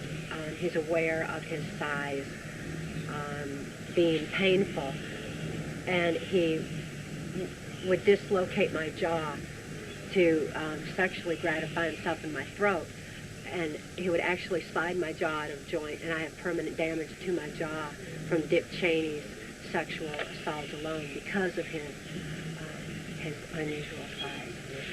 So that was a very traumatic event. The whole thing was horrible enough to have actually shattered some programming that I had at that time, and I had to be reprogrammed at the Presidio following that traumatic event. As we drove from the Lake Shasta area that we had driven to, we were taken by helicopter to Mount Shasta. So when this was over, we were transported again by helicopter back to Lake Shasta where the motorhome was. And at that time, Kelly was literally dying. She was unable to breathe. She was running a very high temperature. She couldn't move. Her kidneys and her whole back were hurt from George Bush's sexual assault. Thank you.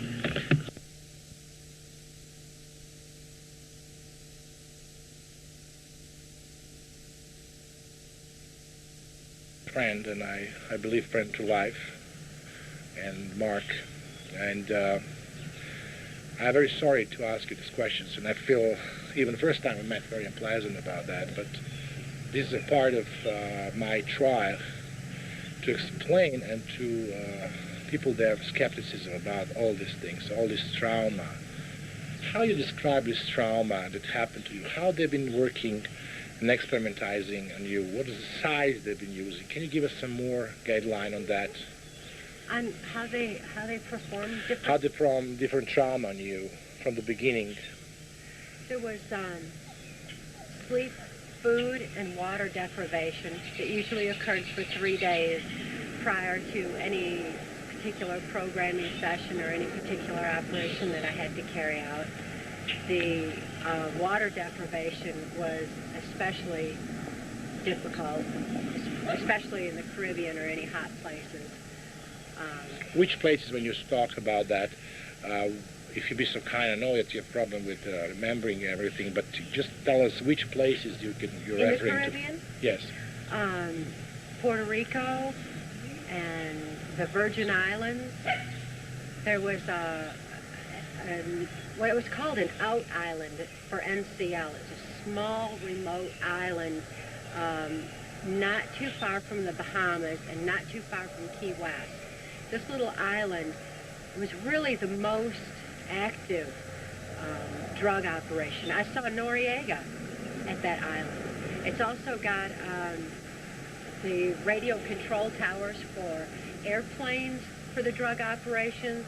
It's got radio control for the ships, so that if there was anything really significant going on a different island, they could actually detour the ship for whatever reason, excuse they gave, bad weather, whatever, to go to those other islands, because the main purpose of NCL was the CIA cocaine operation. So they had that one little out island, and it was called Stirrup Cay. When you can recall the beginning of your torture as a child, I presume, and when was that, if you can recall it, and how that was performed? Can you give us some kind of, completely analysis from the beginning of your torture, time that you can recall? There's except the fact that she was abused by your father. Yeah, the sexual abuse, of course, and then I witnessed a murder by my father when I was about 3 years old. That was there was no way to really understand all about death even then to me. I was so small, but it was very traumatic just the same, because the man was shot. He had stumbled onto our camp while we were camping out on the high banks near Muskegon, Michigan, and it was hunting season, and he was a hunter, and he had happened to stumble onto our camp while my father was passing us kids around the campfire to my other uncles who were also sexually abusing us. So in other words, your father was having sex with you and your brother? Yes, when this guy happened to accidentally stumble onto the campsite. Mm-hmm. And when he realized what he saw, he turned to run, and my father shot him. Was your father ever prosecuted for that? No, not at all. Not at all. There was no problems that arose from that I was ever aware of at all.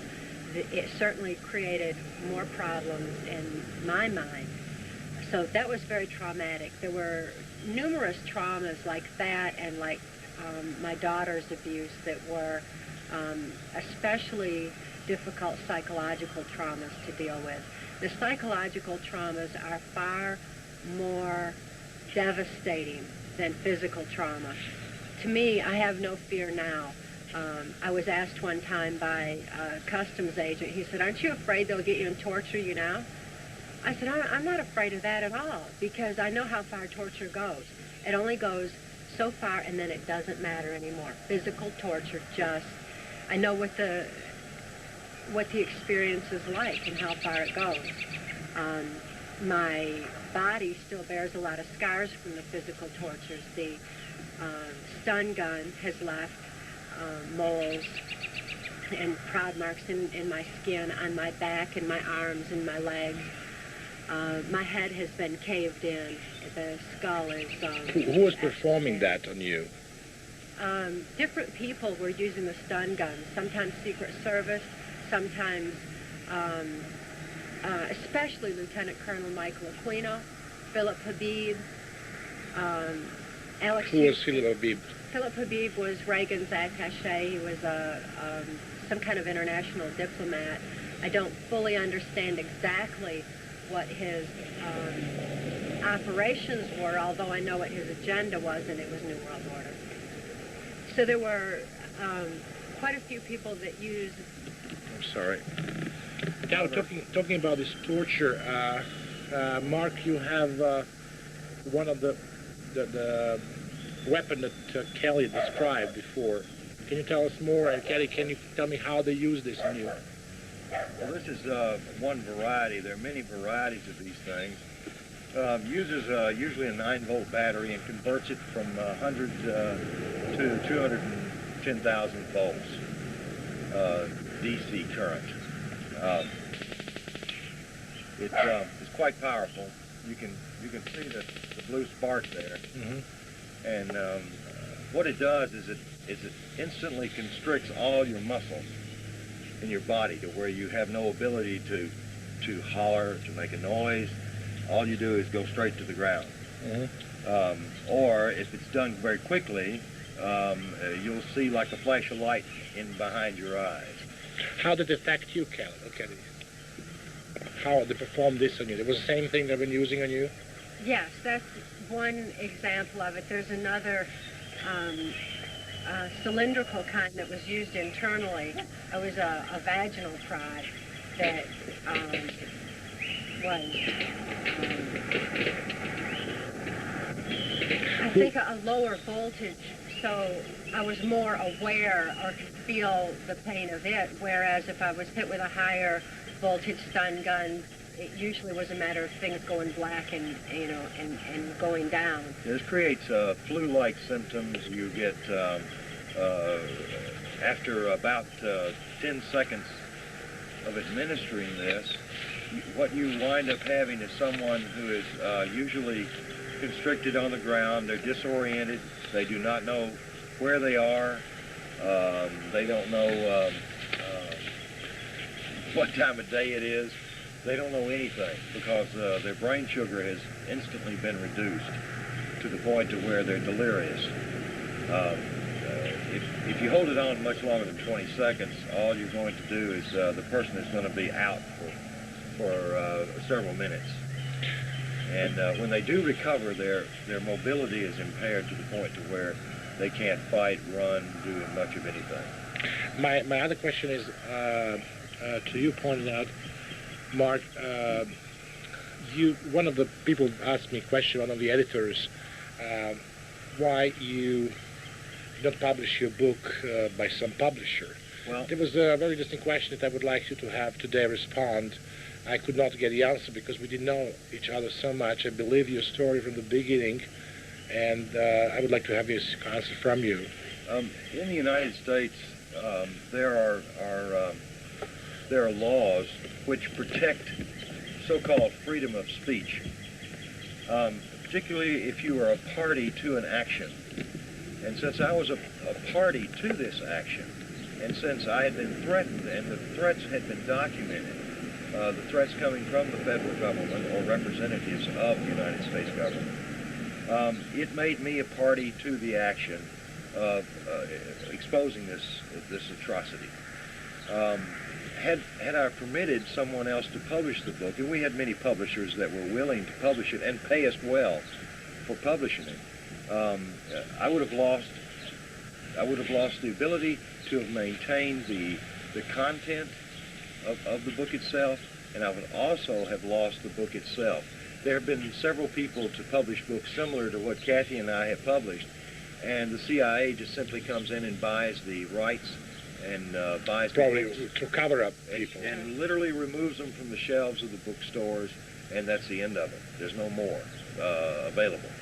So your aspect was not exactly to make money, to make sensation out of it. And that's No. the reason that I felt you both to be in the very same, because my motive is to expose that mind control operation on humans as something very dangerous, and something that has to be punished all over the world through the media, and I will do my best in my effort to do so. But I'm very glad to hear that kind of answer from you, that you were not particularly gain was to get money out of it and to be a rich man and to get out of it. At several points in the past 8 years, Cathy and I could have sold our story, and if we agreed to be silenced, we could have sold it, and she would have had enough money to have lived off of the rest of her life, and I could have recovered my life. I invested more in this than anyone would be willing to pay me, frankly, because I was willing to do it, and I did it willingly. But there's no amount of money that can silence us. That's absurd. It can't happen. Another aspect that I noticed is, as a man who is following now, we became friends, and I'm really very much listening, and I really appreciate your company, was the way how you met together, and the way that you simply dedicated your future life to something that you didn't know about, what will happen out of it, something that is very dangerous, but your probably inside soul and inside instinct tells you that maybe that is your dedication to the humanity, that you somehow to your previous job didn't get as satisfactory, I believe.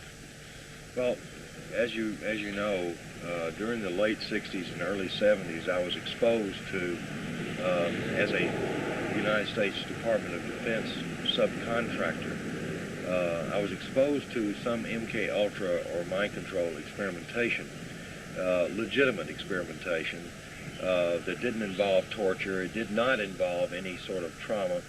It was more in line with rehabilitating criminals and people involved in mental institution settings, also with apes and dolphins. Behavioral modification programs is actually what they were entitled. But what I learned from those experiences and from what my own research led me to believe was that mind control, or external control of the mind, was perhaps the greatest threat to mankind's survival. Certainly it's the last freedom that we have that is not currently being encumbered on a mass scale. It is encumbered on individual scales, like Cathy is telling you. But when presented with the opportunity, and I look at it as an opportunity book, to actually make a positive difference, I found no alternative. There wasn't a choice. Had there been a choice, logically, I would not have done what I did. But there was no choice. The choice was very simple: to rescue Cathy and Kelly and to get this information into the public's ear. I just didn't realize it would take me so long to accomplish this goal. There were so many government secrets and personal reputations staked on the belief that I couldn't be deprogrammed, and I know I'm extremely fortunate to have survived all of this. But they were wrong in believing that, because they made that belief predicated on their own immoral thought processes, and they're limited in their thinking by their own immorality. They never considered that someone like Mark would use the information that he had for good, to actually help not only me, but to help humanity. But I think the most if there's a happy ending to this story personally, it would be that we have fallen in love, and the love factor has been very significant in my recovery, because not only did he save my life, but I have certainly have a reason to live it. And the love factor is extremely important. I feel like most people spend their lifetime looking for a love and never find it. And at 38 now, I've got that love, and that's your emotions very back and deep. feeling. Right. See, when I was talking to some people, I even described, I understand a little bit of my expressions. I said this is like a Pygmalion story in a way. Professor and, remember Pygmalion story, My Fair Lady? But in different frame and picture, in different time. I really appreciated very much the way you described me the situations. So can you actually describe me the way you met for the first time and how everything happened? And first of all, I need to apply just a little bit of history. I had a business with the People's Republic of China and the Chinese military. We were involved in a joint venture company to manufacture large capacitor banks that were used in energy savings for the mining industry. The mining industry was having to shut down every other day because of a lack of electricity. And the mining industry, of course, was controlled by the military over there because it was metal. They have a rather odd arrangement on how they control certain things. But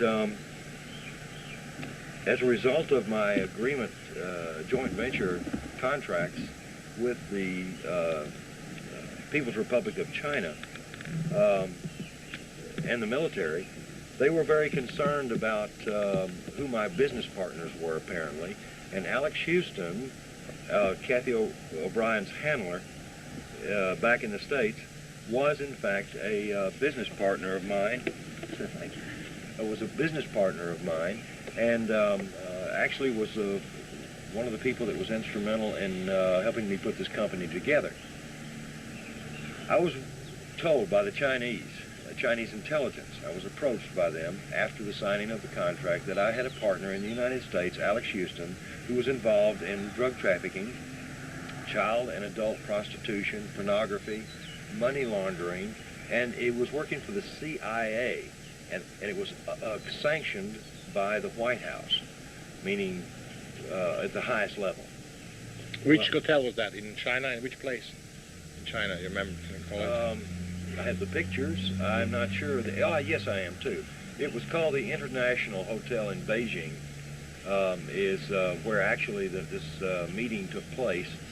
A secondary meeting took place at a facility in the Shenzhen province in southern China. But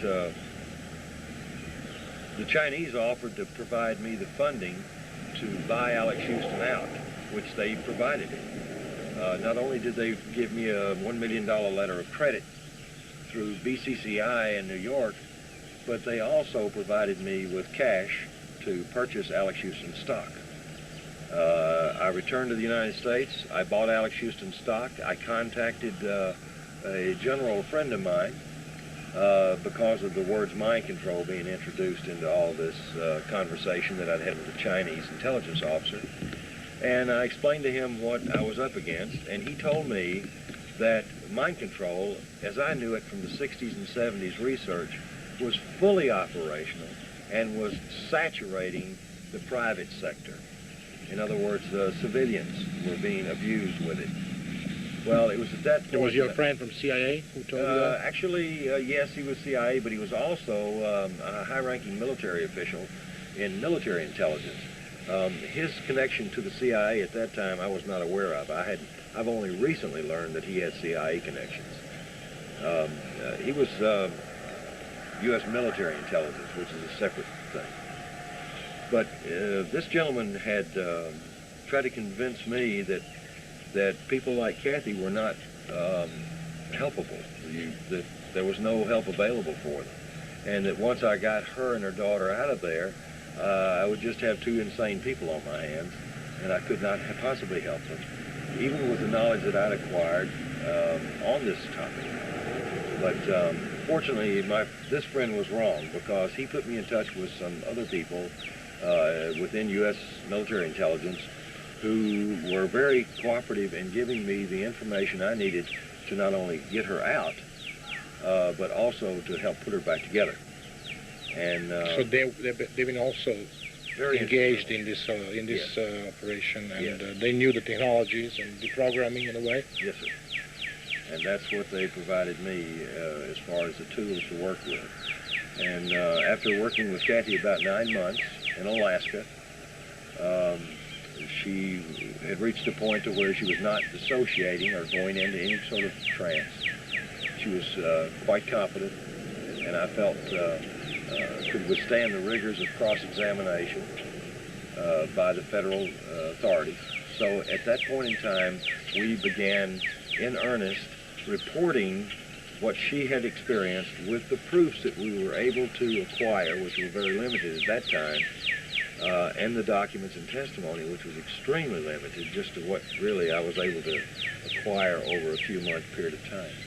We began to supply that to every single law enforcement agency in the United States that could impact this case, to get it before the people necessary to have it properly investigated and have these perpetrators charged. But we were stopped for reasons of national security. Now the bad guys, or the perpetrators, the ones who abused she and her daughter and so many others, are hiding behind the 1947 National Securities Act. The National Security Act is not a necessary provision in our protection of government secrets. We had the rules of ethical military conduct, which protected our nation's secrets since its beginning, and it was quite adequate. What this National Securities Act does, Boog, is that it protects perpetrators at the highest level for any activity. They can do anything. They can run drugs for money. They can have secret parts of the government that they're funding with drugs and other illicit profits. And it's all done under the guise of national security, and there's nothing that a citizen can do as far as getting it into court. At this point, we keep raising the question in Kelly's case, what does national security have to do with the rape and molestation of a child? Because Kelly has been literally a political prisoner in the custody of the state of Tennessee. She's denied rehabilitation due to the political prominence of her CIA MK Ultra abusers. She's waiting for the peace of mind that I know comes with recovery. She's waiting for the day that she'll be free to be herself, and that she'll be free of this blanket of national security that's been allowing for the proliferation of the violation of laws and rights in her case that are, it's absolutely intolerable and it's blatant. She's been a political prisoner for over 5 years, and we're looking forward to the day when we can get the information out on a wide enough scale that Kelly can actually be helped. Do you believe that, I'm very happy and delightful that tomorrow we're going to meet Kelly, and that I will be able to talk to her, and you told her that I'm coming, and I believe they will have a nice time bringing her for the first time out of this facility. Yes. Do you believe, Mark and Cathy, that there is some help for her, that someone will be able, with full knowledge of that destructive technology of controlling of human minds, to work out also with Kelly, even if she was exposed to the project? There's no technology available in the private sector. Civilians have not been given that technology. In other words, the psychiatrists and the psychologists that are in this country and abroad, I don't know of any of them that have access to the technology that is required, that I'm aware of, to help Kelly. What is the major difference between Cathy's case and Kelly's case? It's the amount of scarring on the brainstem that occurred prior to age 5. Cathy was abused sexually, physically, and psychologically, and behaviorally, but Kelly was abused through the use of technology and chemicals.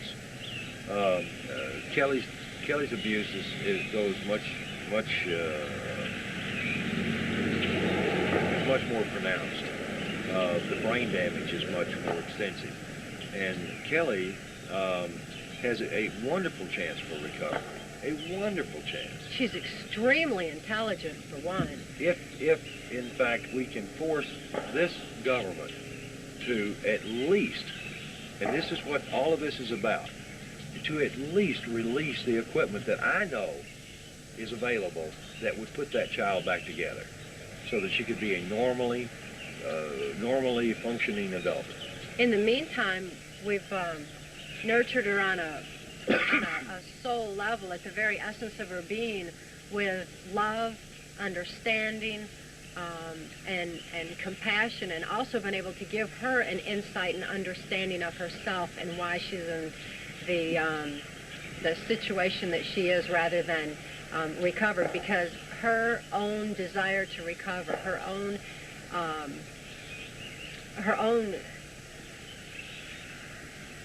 she's so motivated inside to recover that if that could have done it, she'd be there. But she doesn't know why she wasn't able to bring herself to that point. That's not fair that she should even have to think that way.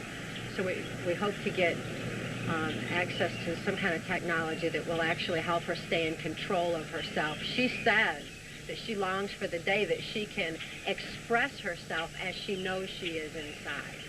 And it's...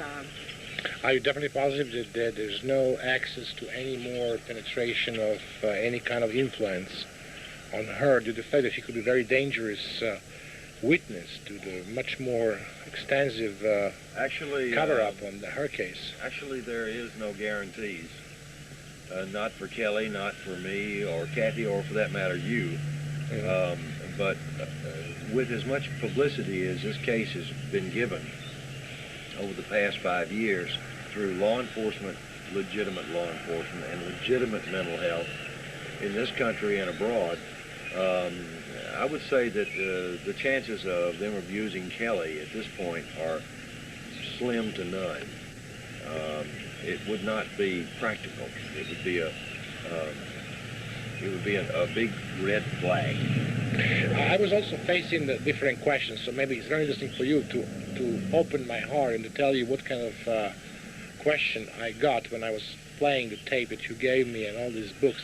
For the people that have been very superficially facing that, I mean, that means not reading your book or not even being capable from the time point of view to read that, they always thought that should be something that Americans are planning on us, you know, in a way, even in Europe, in Western Europe. But from the others, they asked me, people that are more concerned and they have some knowledge on that, and especially in this field is not only in the United States, the field is probably Russia, very developed. Oh, yeah. In all these we don't know of fascistic any regimes in the world that is not employing the same type of mind control that Cathy experienced. There's no country in the world that's excluded, and that even goes into some of the most third world primitive societies in Africa. And such as Haiti. And Haiti, yeah. You know. Also kind of mind control, same trauma. So now most people say how you're still alive, how knowing the fact how CIA is effective, and as a matter of fact how easy. I was facing a situation in my lifetime when I was working on Kurtwolheim, probably the most dangerous espionage affair in the world, by now, of being threatened and being even tortured one time, and lucky enough I survived that torture. But on the way, knowing such methodology of killing, to kill the person, to eliminate the person, you just need a few experts on that. What kept you alive through these years? Probably the single greatest support that we received were from friends that I have made, friendships that I have maintained over the years within the intelligence community and within law enforcement. These people have guided my path and Cathy's path safely through this maze of information dissemination. We have disseminated information. We know what kind of secrets to keep and what not to keep. We know what will get you killed and what you can survive with. We have literally passed through the window of opportunities, and we have successfully gotten this information out in such mass that now, quite honestly, I believe that we're probably safer than most Americans who don't even know about this stuff. I don't feel that we are threatened. For most of the people that I met, publisher or people from magazines, they ask me questions. Okay, we will publish if it's only a matter of mind control, which is, people are aware of one way through satanism and other means, but how we can comprehend child abuse with a very famous name in politics. It's very simple, Luke. There's one common denominator between a child abuser and one who isn't a child abuser. That common denominator is they're both people. And when people are in positions of absolute power, you know that absolute power corrupts absolutely. And sometimes even the most mild-mannered, unperverted person, when they are placed in positions of extreme authority, under extreme pressure, and they develop some very sociopathic attitudes towards their fellow man. And in the process of doing so, express themselves sexually in a very perverted way. Now, this is common knowledge among people who study the mind, psychologists, psychiatrists, and mental health people. They realize that the higher up the ladder of success someone rises, the more perverted their sexuality becomes, and the more criminal-minded they become. This has been known throughout history. So to say that because this person is a famous politician or an entertainer or a musician, it does not make them exempt from perverted behavior. As a matter of fact, it accelerates it. And this is a matter of human nature. So in the past, you know, rock stars, if they were all arrested for drug use, there wouldn't be any rock stars. I mean, there wouldn't be any rock and roll because they'd all be locked up. So why aren't they locked up when they use this stuff openly? Everybody knows they use it. They use it because they buy it. So that means they're buying it, they're selling it, they're using it, and they don't go to prison. It's because of society accepts it. But they will not accept someone sitting in the audience using it while they're watching these rock stars use it. Politicians, on the other hand, pass laws to have perverted persons locked up. But they themselves are practicing the perversions, and they are above the law because they have placed themselves that way. So that's really the only answer that I can think of logically to answer your question. Other means that other questions I was asking you, there's other questions was asked from me, from the people that I was showing this film to, was what is the perspective of majority of Americans? Are they aware that they came to the stage of very strange situation, which we know as Orwell 84 book, by Orwell book 84, as total control? You know, we was having a lot of films on that, and it's right. Hollywood industry is full of those films. How do you think, because you have access to reality, you have access to be with Cathy, who was actually one of those robots that we was watching even in Hollywood by the time. What is your opinion about this country, where this country is going? Is that phenomena scaring a lot of people in this country? George Orwell, in 1949, gave us some pretty grim predictions based on some theories that he had developed based on some technology that he knew that were being developed. George Orwell had connections into the intelligence community, both British MI6 as well as CIA. In those days, it was the OSS. George Orwell, when he wrote his books, many of them, he predicted a society which would, through natural evolution, be controlled through its own technologies. Secret knowledge equals power. And when you have secret knowledge, technologically speaking, you can control whomever. For instance, the United States is in control of the world at this time due to its technology advancements. Now, technology has a way of not being a tameable or protectable asset. As a matter of fact, more espionage is committed in search of technological secrets than any other single piece of secret knowledge or information that any government or corporation can contain. So secret knowledge is very, very important for control. We as a people are not, as an average American person, are not aware that the government is about 25 to 30 years ahead of us, technologically speaking. Now, Luke, I ask you, the camera that you're working with right now was not even thought of 25 years ago, much less available.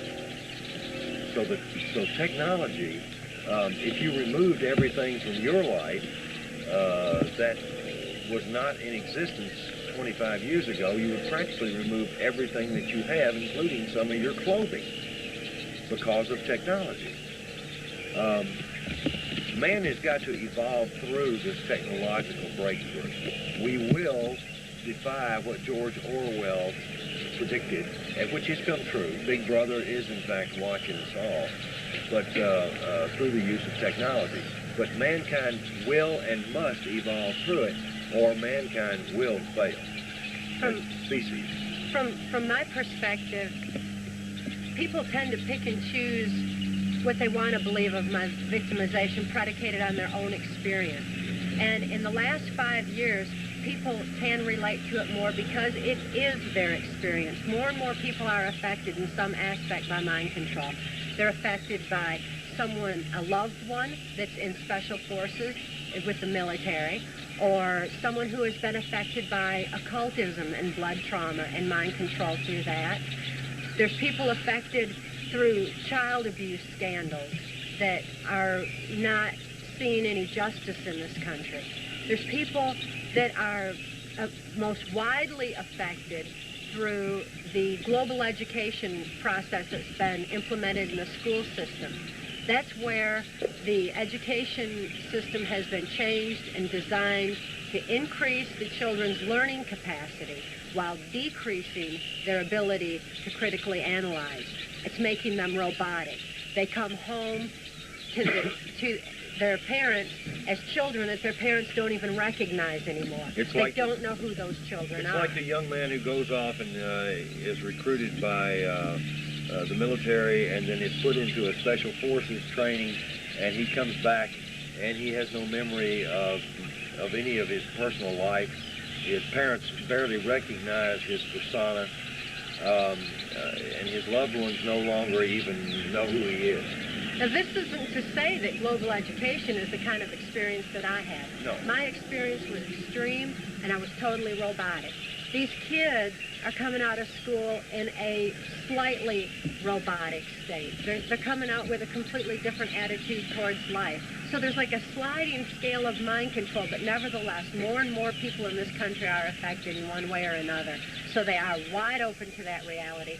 Plus, with the erosion of our constitutional values, with our country having been just completely eroded morally and financially, people are opening their eyes a little bit. They're beginning to ask questions and demand answers as to what went on. So they're more ready to accept the information. Our government has created total chaos in this country by flooding the streets with drugs. That's drugs one. that are addictive, drugs that are debilitating, and drugs that will capture all of the not only disposable incomes of the lower class, middle class, upper class, but also their entire life savings. And they know that the CIA is involved in the drug industry. I don't know anybody that doesn't know that in this country. The average drug dealer on the streets, just kids, know that if they're not part of CIA operations, they're going to get busted. So that's the word on in the slums to the kids that are selling drugs on the street corners. So people are aware that there's a big problem in this country. So what kind of society is a society between slaves and mustard, or which way are we going to? Which way this government is Take bringing? a look back in history and see what Adolf Hitler's vision was for his New World Order, and that's exactly what we're headed into. Unless we get the information out. The only defense against mind control is knowledge. They have been operating on the idea that secret knowledge equals power, and in fact that has been true. We need to tell those secrets. That's why Mark and I have written the book. That's why we're getting the information out. That's why we have so many behind us dedicated to getting this information out. People have a right to know and a need to know this information for the sake of humanity as we know it. How about you appeared in a lot of, how many talk shows you're appearing with, and how many conference you was appearing with? The book, I don't have an exact figure. I can guesstimate from the number of years and the number of stops, and just by a drawer full of canceled airline tickets, probably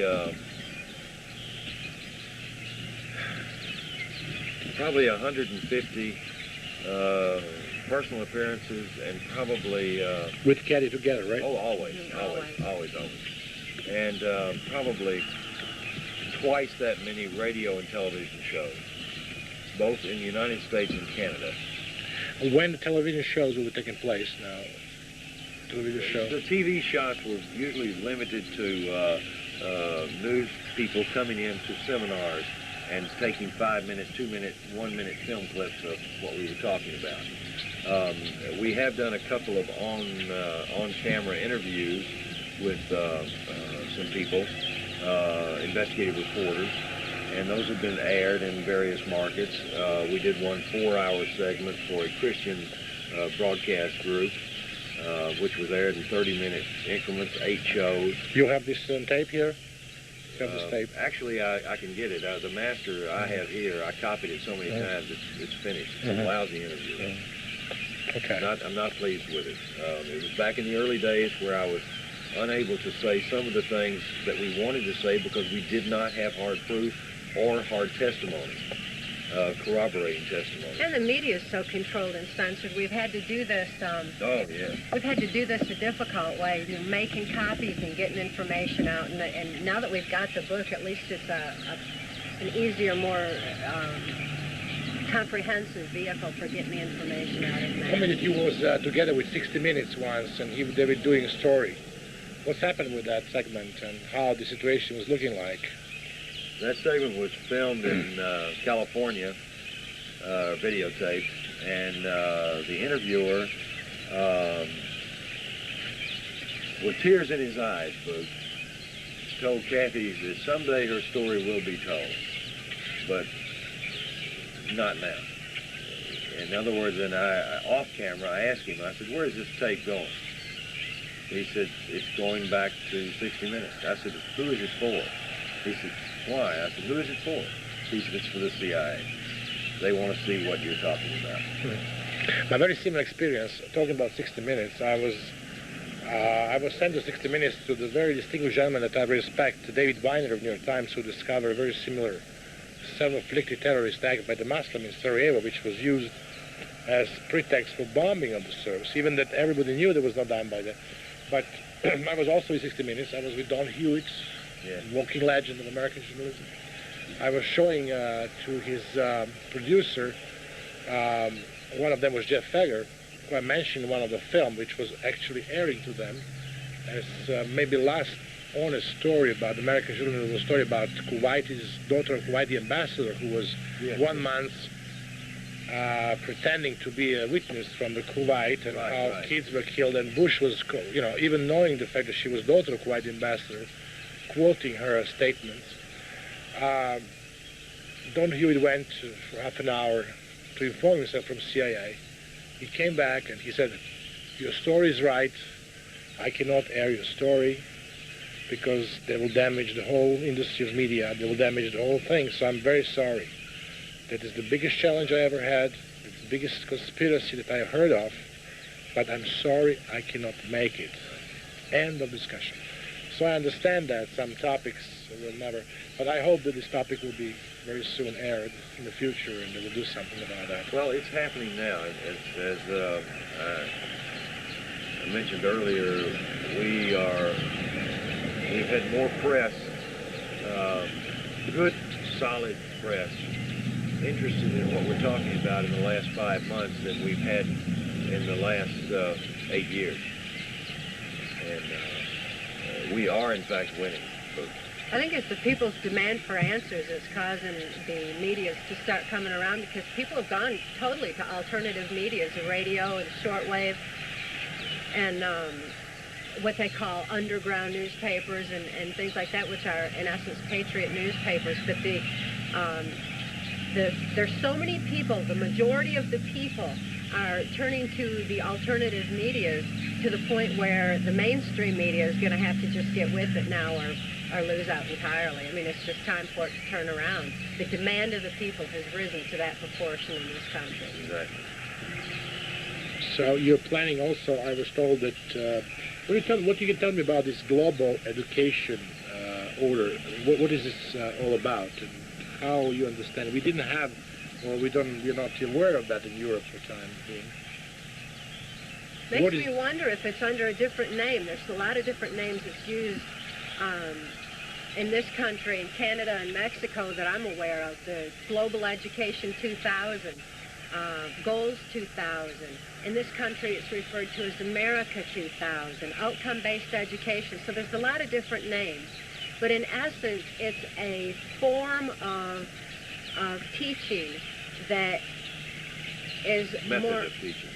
A method of teaching through computers and headphones that affects the subconscious more directly. The same stuff we were working on in the 60s and 70s for NASA, so that astronauts could remember everything that they saw while in space. Some of those same principles are being applied in our schools using simple computers. Back in those days, though, they didn't have simple computers. They were quite elaborate. It would fill a room with equipment now you can have on your lap. So what is the philosophy behind, also on the control of the masses, or what is global education? What it is absolute control of the masses, and supposedly a control on the gross national product, the productivity of these children when they emerge as adults and are going to be in a work environment. It's a very easy way to put them into certain classifications very quickly, very simply, and everybody does the same job that they're assigned, supposedly much more efficiently. There seems to be a tremendous amount of questions of whether or not that could actually happen. In some areas, I can assure you that efficiency does go up, but creativity goes down. And our species, our human species, has evolved because of its ability to become creative. Once our creativity is stifled, then we will be plunged into a dark ages that would, I suppose, rival anything in history. So we're on the threshold for that now, Bruce. When I was forced to work under Secretary of Education Bill Bennett during the Reagan administration, I was forced to deliver a message to the state governors at a convention that was being held. And this particular message included the idea that they could control the future by controlling the children, and that by controlling the information that the children learned, and in other words, adjusting history to fit their own agenda, that they could actually be affecting the future. And in essence, I suppose that that's true, that children are our future. But how you explain the phenomena, how many people that you believe and how many programs of mind control are existing now, and how many people that you know that were together with you? You was also mentioning School of Charm, or something like that. Yes, there's the Charm School where the sex slaves in particular were taken through, and there were a half dozen to a dozen girls going through at a time for a 3-day course. And there were so many mind-controlled slaves in my own controlled environment that I genuinely believe that the whole world was involved in mind control. I thought that's the way the world was. There were that many. I don't know the exact numbers. Where was that school located, and how many people was attending? Can they call it course? Youngstown, Ohio, and it was It was a military base, or? No, actually it was part of the university area, and it was an old museum-type house that was used by a banking family here that's quite affluent, the Mellon banking family.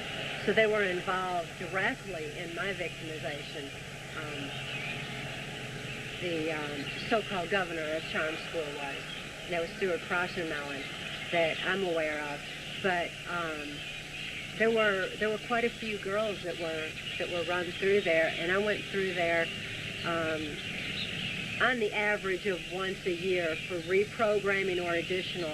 What kind of program was there? What it taught you there? To fulfill different perversions. For example, there was an oral sex program that involved not breathing for an extended period of time, so that the man would be gratifying himself in the throat without allowing for any breathing to go on, and he would actually become so excited by the idea that he could be suffocating the girl that that would be his sexual thrill. And that was one thing that we were taught. It was called a 3-minute miracle, to be able to sexually gratify someone before you were killed. And I am aware of girls that died exactly that way. Other perversions included bestiality and the bisexuality. There were numerous perversions. It was done on university and in a special area of university. Who was the teacher there?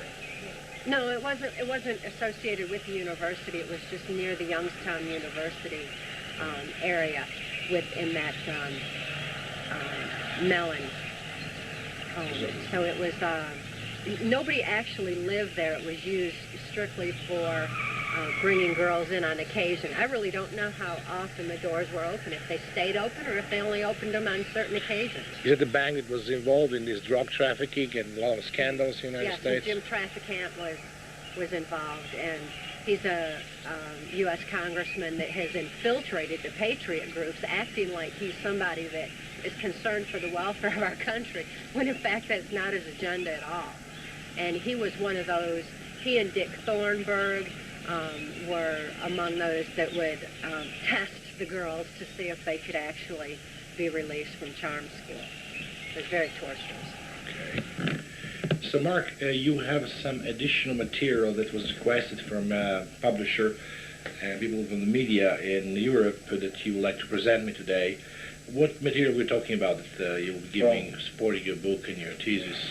There's been a variety of publications that have been put out over the past, we'll say 5 years, that support the vast majority of everything that's in our book. A General Russell Bowen wrote The Immaculate Deception, subtitled The Bush Crime Family Exposed.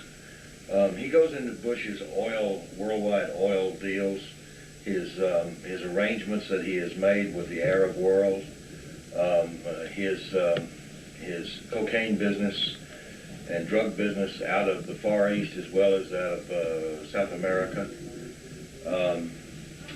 General Bowen worked for George Bush, and he worked for the CIA for a number of years, and actually believed that he was importing drugs to be distributed in the Soviet Union. He felt like this was part of the psychological warfare that we were waging against the Soviet Union. He did not realize that George Bush was actually putting these drugs on the streets of America.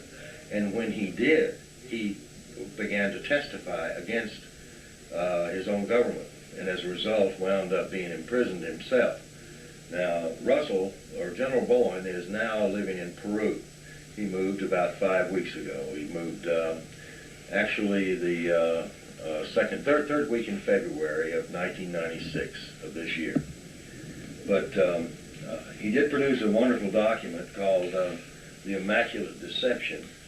And like many other books that describe what Cathy O'Brien experienced at the hands of our government as a slave in the drug muling and prostitution business, she also had provided facts actually before General Bowen wrote his book.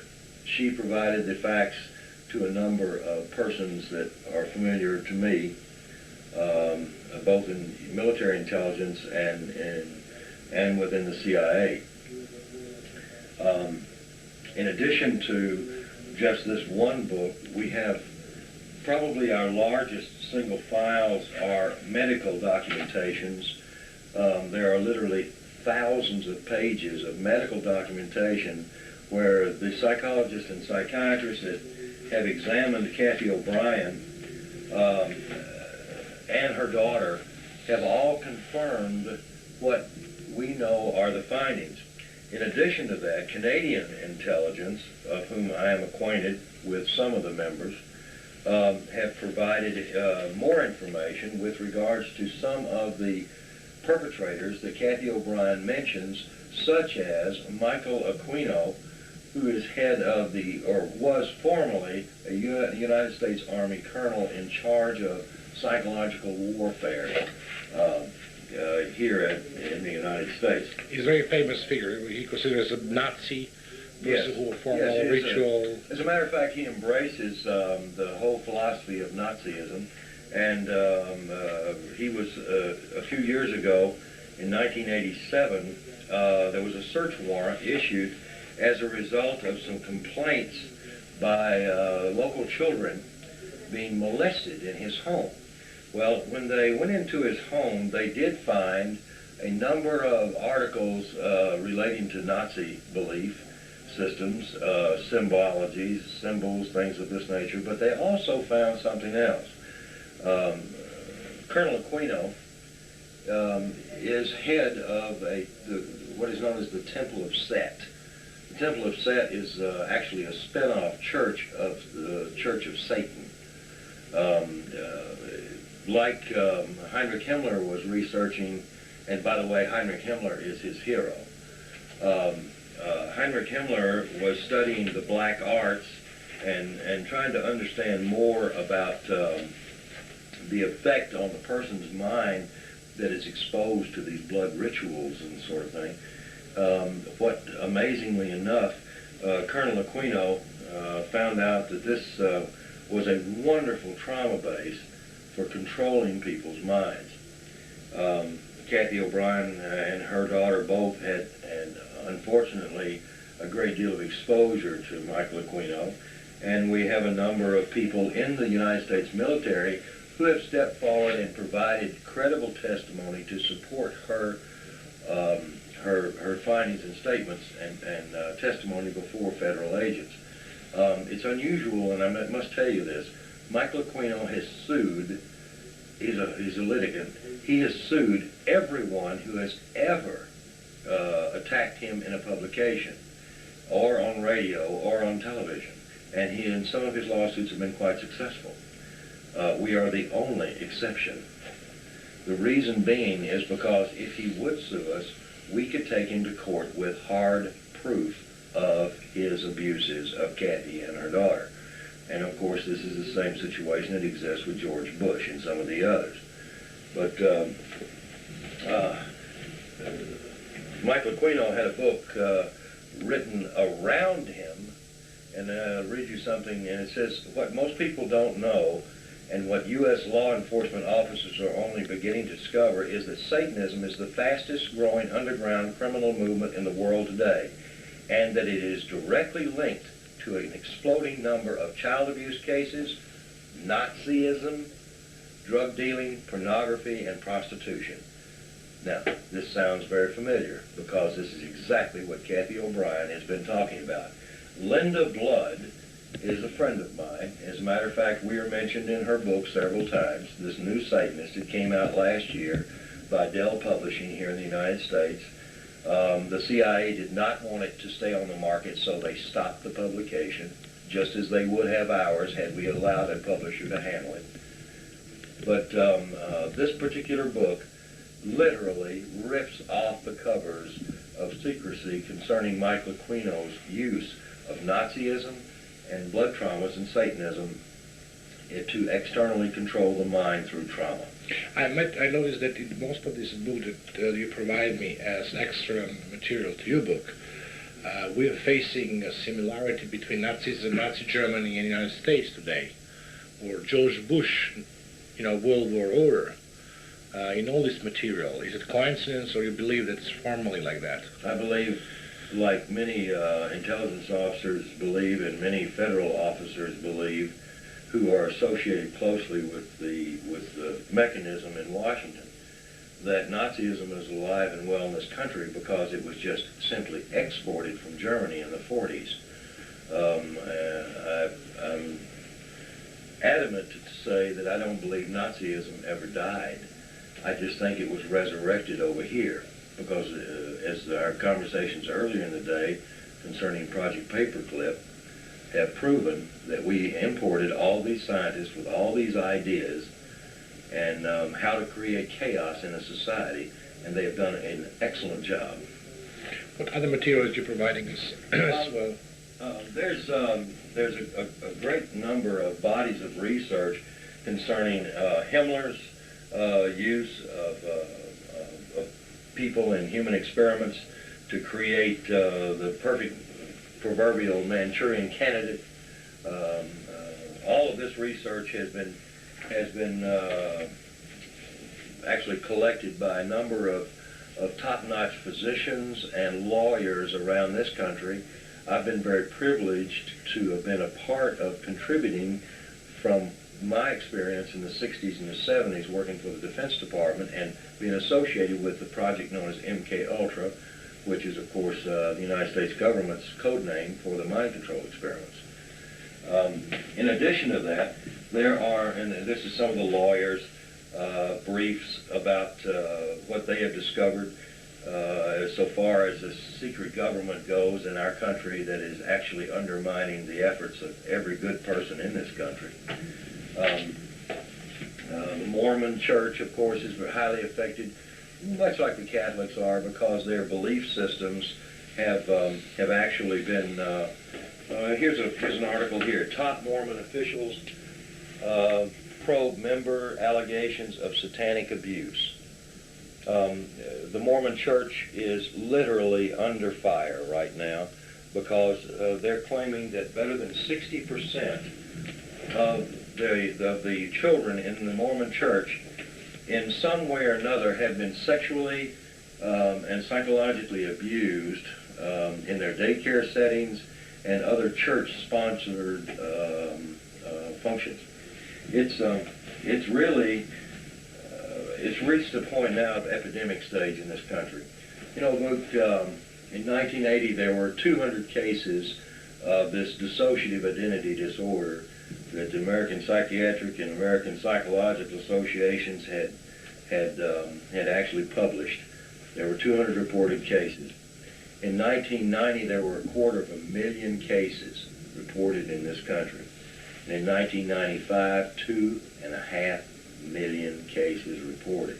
Or child abuse? No, of multiple personality disorder, or what is known as dissociative identity disorder. That's what Cathy O'Brien and her daughter suffered from. Anywhere publicly numbers that you were mentioning now? Do you have any quotation from that magazine, scientific magazine? Yes, the American Psychiatric Association is the one who compiled these figures from their group of participating psychiatrists across the United States, and actually Canada too is included in the studies. I could understand logically putting all these facts, analogies together, that we're talking now about mind control operation on a big scale in the United States, yes, which sir. Scaring me. Yes, is that what you want to say? It's very scary, yes, sir, and it is big in terms of numbers because, Luke, when you're talking about 2.5 million people, and the estimates are that only 1 in 10 are actually seen and diagnosed,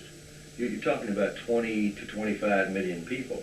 that constitutes a sizable portion of the United States with a serious psychological problem. Serious. Those kind of people are capable of becoming serial killers. They usually suicide themselves at very young ages. They themselves will be child abusers. They'll abuse their own children and not even know they're doing it. It becomes autogenic behavior. In other words, it's just a knee-jerk response system. In addition to that, you asked me a question. You said, is Cathy O'Brien the first person that has ever come forward? The answer to you then was no. There's been many, but only one has ever been considered completely put together and competent and had her case documented as well as Cathy's. And that was a lady by the name of Candy Jones. Candy Jones, this is a copy of a book that was published in 1976, I believe. And Candy Jones,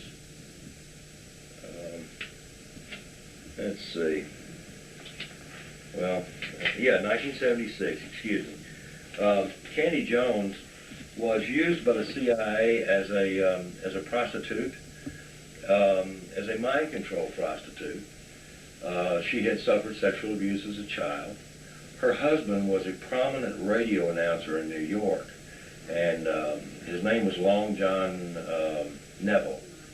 And Mr. Neville was quite successful in enlisting the services of friends within the intelligence community who actually persuaded the CIA to admit that they had been using this woman as a proverbial Manchurian candidate or a mind control slave. Well, other than Candy Jones, no one else the CIA has ever admitted doing this to. Even though they were caught in Canada in the early 70s, or actually late 60s, they were caught using a psychiatrist that they were paying, the CIA was paying, to torture individuals at a particular mental hospital in Montreal, a Dr. Ewan Cameron. By the way, it should be noted that Dr. Cameron was the original founder of the American Psychiatric Association and was the man that our head of the intelligence community, Alan Dulles, in the 50s, put into the position of being in control of MKUltra. So mind control is not new in this country or any other country. It's been around for thousands of years. But the sophistication of it, to this point, has now reached such a proportion that people are seeing the results everywhere, but they don't see is the sophistication of the mind control itself. They don't recognize the symptoms that are being created in these people until it's too late. Walter Bauer, a fellow friend and researcher, wrote a book in 1978 called Operation Mind Control. Walter did perhaps one of the best bodies of research that has ever been provided, but unfortunately Walter allowed Dell Publishing Company to print his book, and the CIA, although they paid him quite well for it, bought all the copies up off the shelves and bought the rights to the book from Dell and took it off the market, because this information was much, much, much too powerful to be released into the private sector. What's happened to him later on? He was Walter himself had become a victim as a result of his research into this. The CIA had administered a very powerful drug to him and hurt Walter a great deal. But Walter has since recovered and continues his research. What was happened to him? You know him personally, so you yes, know what kind of drugs they gave him? They gave him a drug called ibogaine. Ibogaine is an extract from a vine that comes out of Brazil. And ibogaine produces characteristically a type of delusional behavior consistent with someone who is clinically insane for all practical purposes.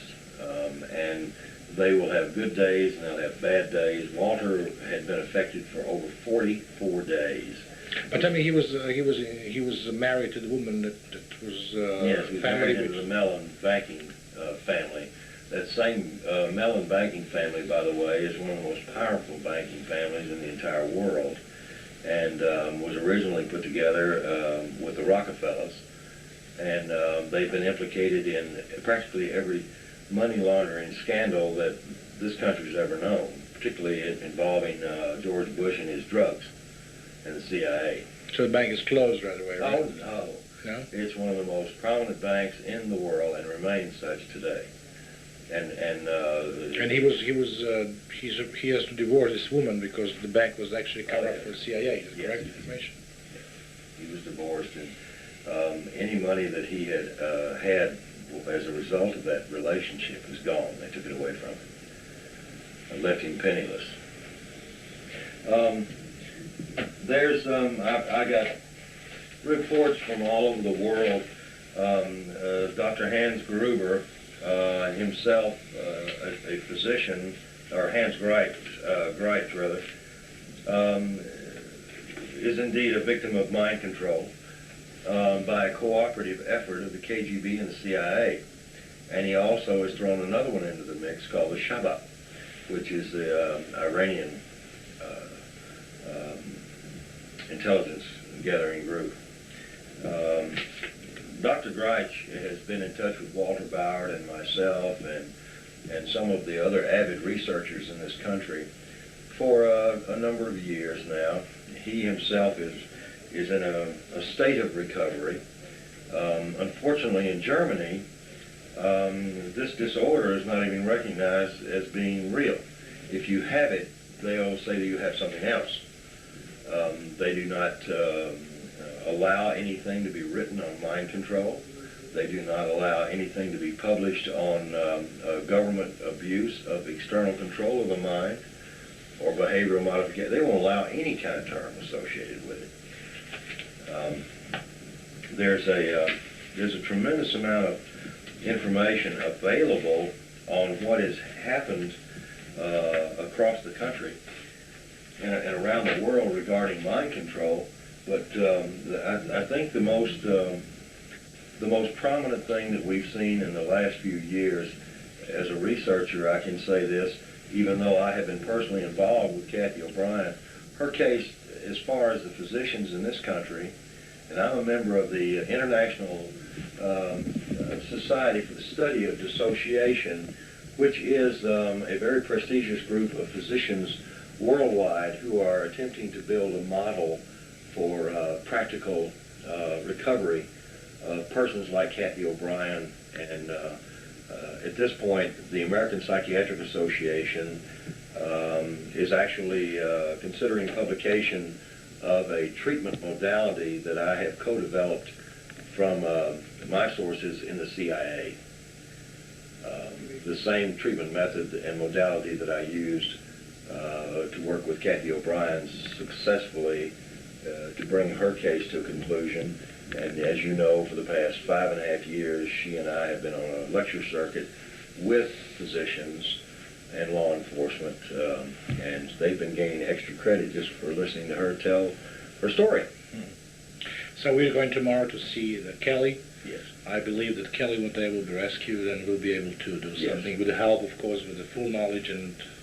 With the people that are watching this video right now, those people, if they will do something, whether it is to have our book published in their respective country, or whether it is for generating publicity for this case, that's all it's going to take, Booth, in order for us to be able to successfully get this girl into a therapy that will help her. Thank you, Mark, for your extensive report. Thanks, Bud. This is a mental institution, and now with Cathy and Mark, we're going to visit her and take her for lunch. And it's the first time that this girl was allowed to go on a mono-establishment.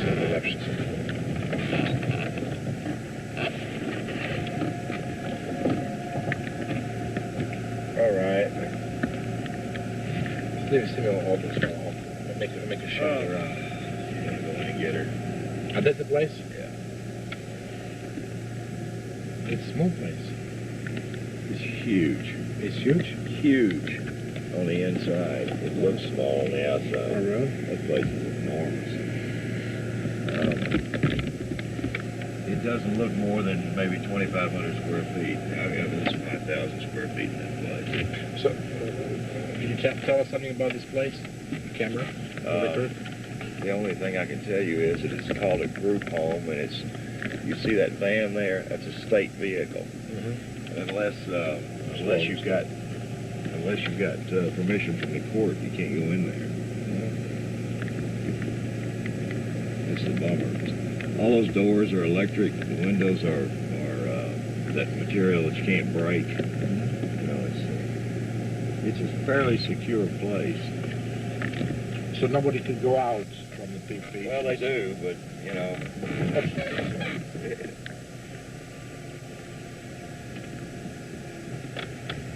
All right.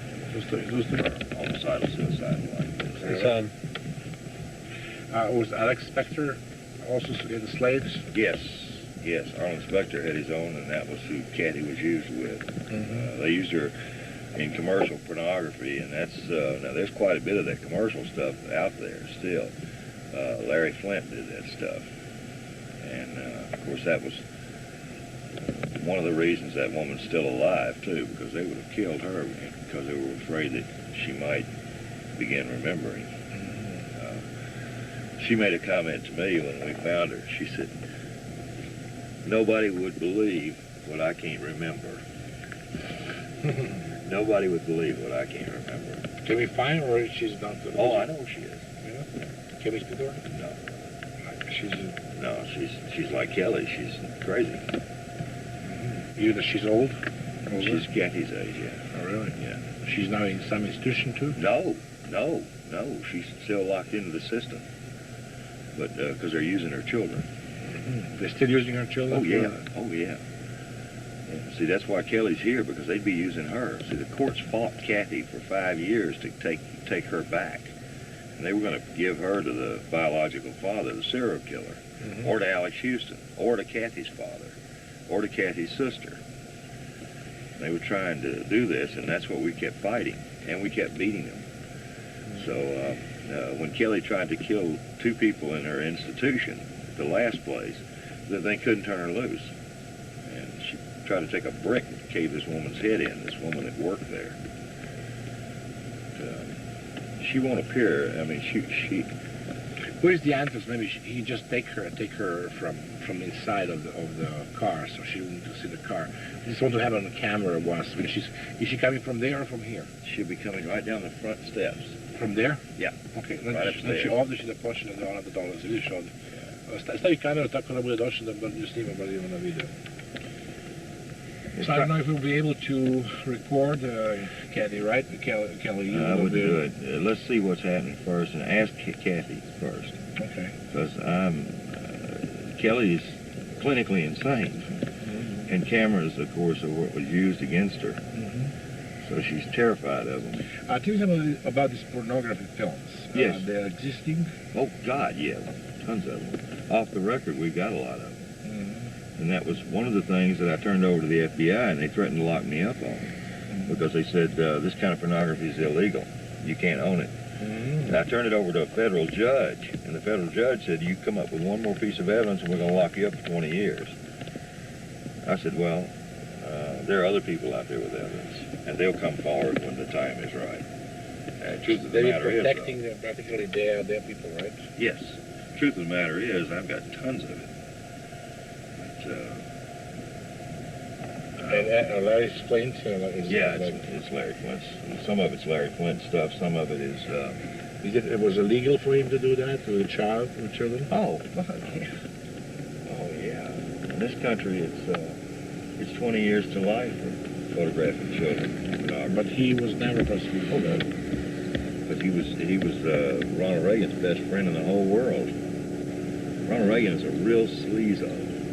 I mean, he didn't like children, but he's a real sleazy bastard. Most people don't know this. Ronald Reagan's an actor, and so they thought he was a good guy. But, oh, he's terrible. So it was Larry Flint's signature in the film, or can somebody prove it was No. Yeah. Black him Oh, out. some of them, yeah. So instead of it, nobody could do anything. You can't do anything.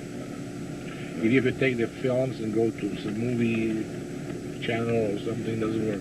No. I'd go to jail. Okay. You want to go in? I was stating that there's a very good chance that when Cathy arrived to pick her daughter up, her daughter had no memory, even though they've been talking about this. Can you speak to the master on? I was setting the time. Oh, I see. I'm listening to it. Okay.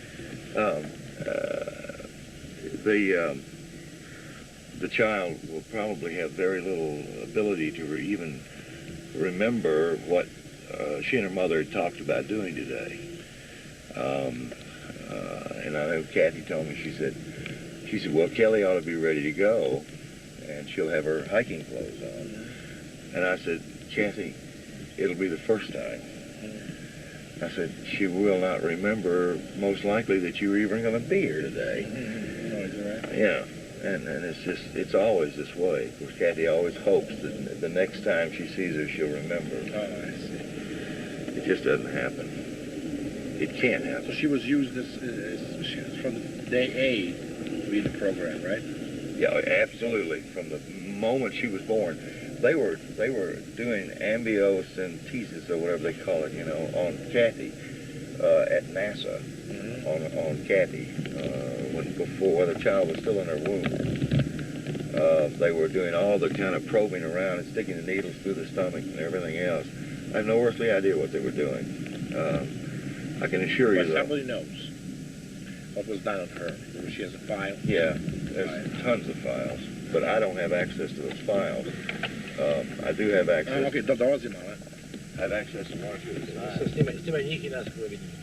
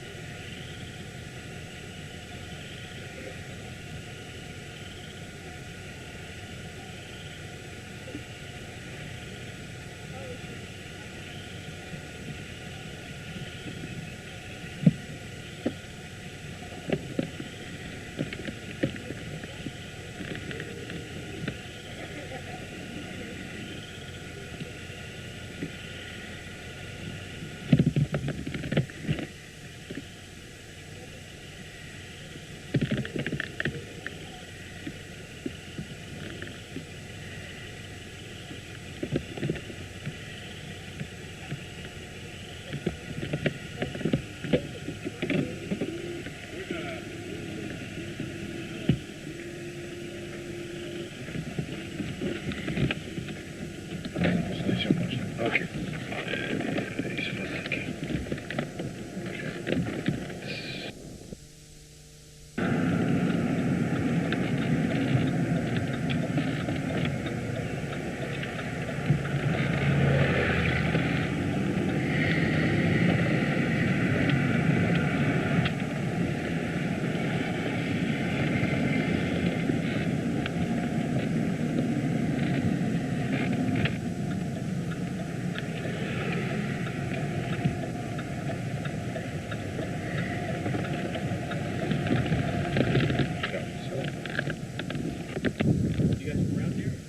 No, we're from around Europe. Really? What part of Europe? From Yugoslavia. Oh, former Yugoslavia? Yeah, former Yugoslavia. We are bad Serbs. Oh, really? Is that where you're from, Serbia? Yes.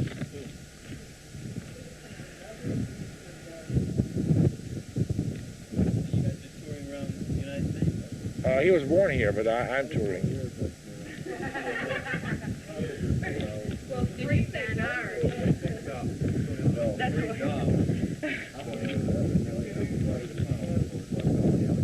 guys, how are you? Hello everybody. Nice to see you guys, eh?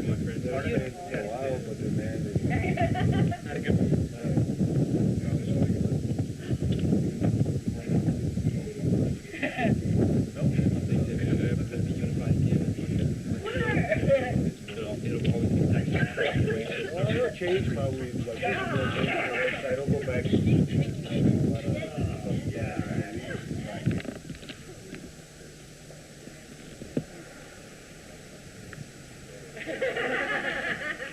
Hi guys. Hello guys. Say hi. Hello. Hello, we. Are you okay? Kelly. Hi, babe. Aloha!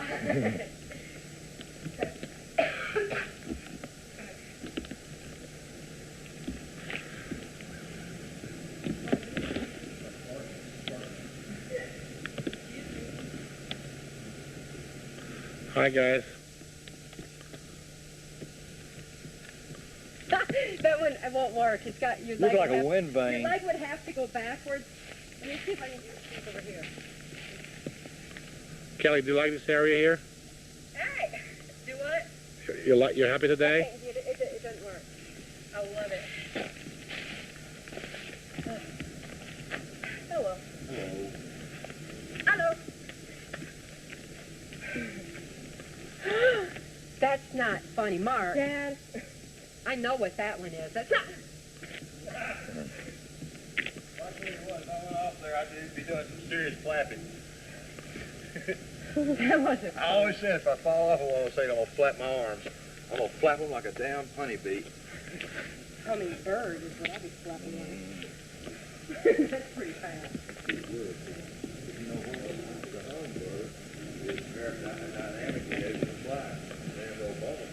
Milane?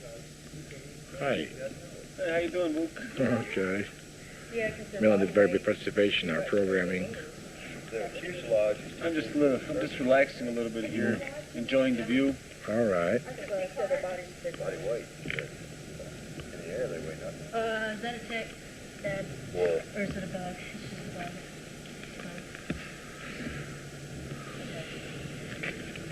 He's a bug. Probably CI. For now.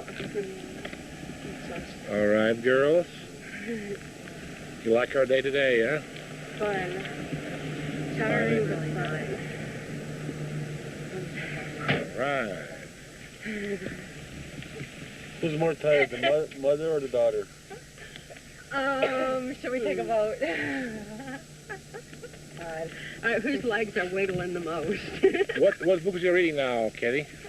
Kelly, what books are you reading now? Is there any books particular title? Anything. Magazine? Extraordinary Science, Discovery magazines. I don't know, that's about.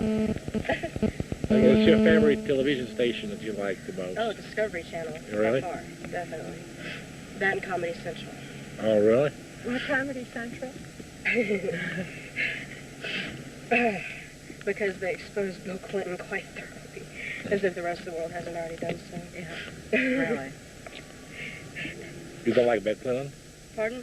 You don't like Bill Clinton? Not really. He's kind of dumb. Hill-Bill kind of goes good together.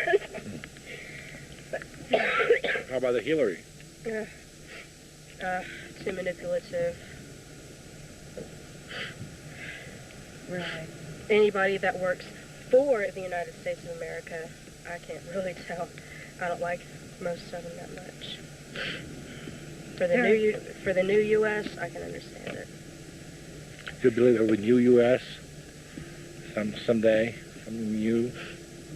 It's changing rapidly. Mr. Fisher. Should we do feet for him? What? Yeah. That's right. Food for thought. Really.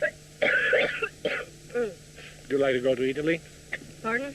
Would you like to go to Italy with us? Yeah. Very much so. So we can make a study and do all these tours, Florence, Rome, I would love to Venice. visit Florence. Venice is the most beautiful. Napoli is beautiful. Naples, the most beautiful place in the world. What kind of? I'd love to go. What changes are you looking for most in this country and in your situation? To stop the manipulation of lesser people. And which way you mean? Which way manipulation you're talking about? Do what? Which manipulations you're talking about? Anything from mind control to,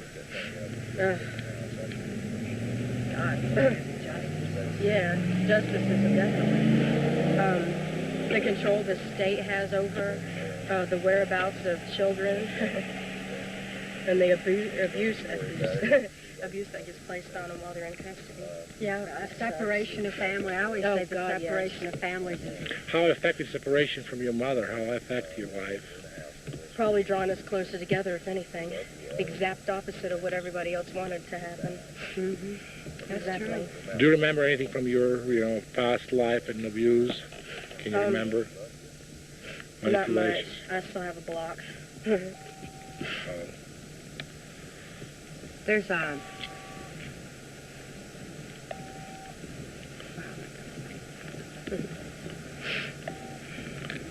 How is this feeling and remembering of that situation? How is it affecting your life?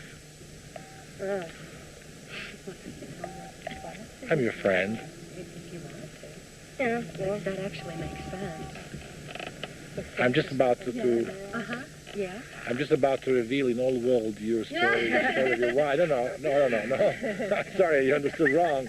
But on the fact to punish the people who did what they've done to you, to your life and to your emotion, to your.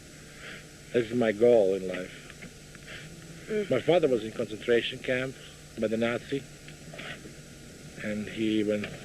That's why I'm against every violation and everything in life.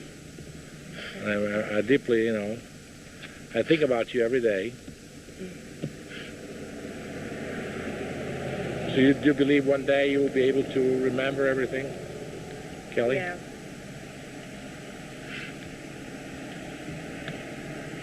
One day. What's your favorite actor? My favorite actor? Yeah. What do you think of actors? They're people. Mm-hmm. Just the same. They just have a talent for entertaining other people. Right. Is there anybody that you particularly like, or? Brad Pitt, because he's attractive, and the movie that he's coming out with, what was it called? I don't know. He's coming out with some movie that speaks out against. It's entitled Sleepers. That's what it was, Sleepers, and it's about like people being abused under hypnosis, and also I probably like Adrian Paul just because there's more to him than meets the eye off of his television series. And Steven Seagal, needless to say, he's a brilliant man, and he's proven that through his little messages in every movie he's ever made, except for that one cheap one. Yeah. Do you like? What's he proven through those movies? He's proven that the government's fucking us all over. Pardon my French. Which way? Many ways, right? At least it exposes it. In all ways. They're literally. What do you think of the news? Shit. I think about it. A lot isn't being said. On some things it is. What would you like to see more of on the news? Everything being told. Tired of the hiding, the covering up. Power is in secrets. Without the secrets, there's no power. The secret's out. So you believe one day all the secrets will come out? Oh, definitely. We're more than halfway there. Halfway was admitting finally that something's up, period. Yeah. And Kelly, how you believe that you would like to live with your mother again, and with Mark happily? Hopefully sometime in the near future, like maybe this year, we'll be living together in a log cabin somewhere in Alaska. Oh, you like Alaska? Love it. Oh, that's a place where you're... It's wonderful. Perfect temperature, perfect scenery, it's just perfect. Do you remember anything of your childhood, or it's really like a barrier in your mind? Well, I think the best things I remember is the horses, some of the good walks I took with my mom, and the time when we were going on daily motorcycle rides with Dad. In Alaska? No, in Keystone Springs, Tennessee. Oh. It was about 6, 7. How about Alex Houston? Do you like? no, Do you remember him? Do you remember Alex Houston? He's a lying bastard. Well, actually, I don't know if he has a Is Alex Houston in your memory, or not really. I block out like a photographic picture of him. But I mean, I know who he is if I see him. I know it. When's the last time you met him? You saw him, do you remember? God, 9 years ago? just about. Yeah, about 88. So about 8 years ago. How about Cox? Unfortunately, I got the privilege of seeing him about, 4 years ago? Last time, I think, at Cumberland House. And I was physically restrained and forced to see him, and my head pushed against the floor because I refused to talk to him. That was a pleasant memory. So what is the purpose of his visiting you? Just to... I don't know. I don't care. I just don't want to have anything to do with it. When was the last time you saw him? The result the last time I saw him was drastic, emotionally traumatized me, I'll tell you that. And it gave me a pretty good headache. You're a gorgeous girl. And I believe that you have a great career in front of you. And you're a great writer. I'm definitely positive. You're really the most brilliant girl I've met in absolutely the last 10 years. Most brilliant, intelligent, and beautiful. And the bad thing is I can't even exercise my brain. Why? Well, the place I'm at now, I mean, everybody there is dumb. I mean, they're not ignorant, because at least if you're ignorant, you can be taught. Just terrible.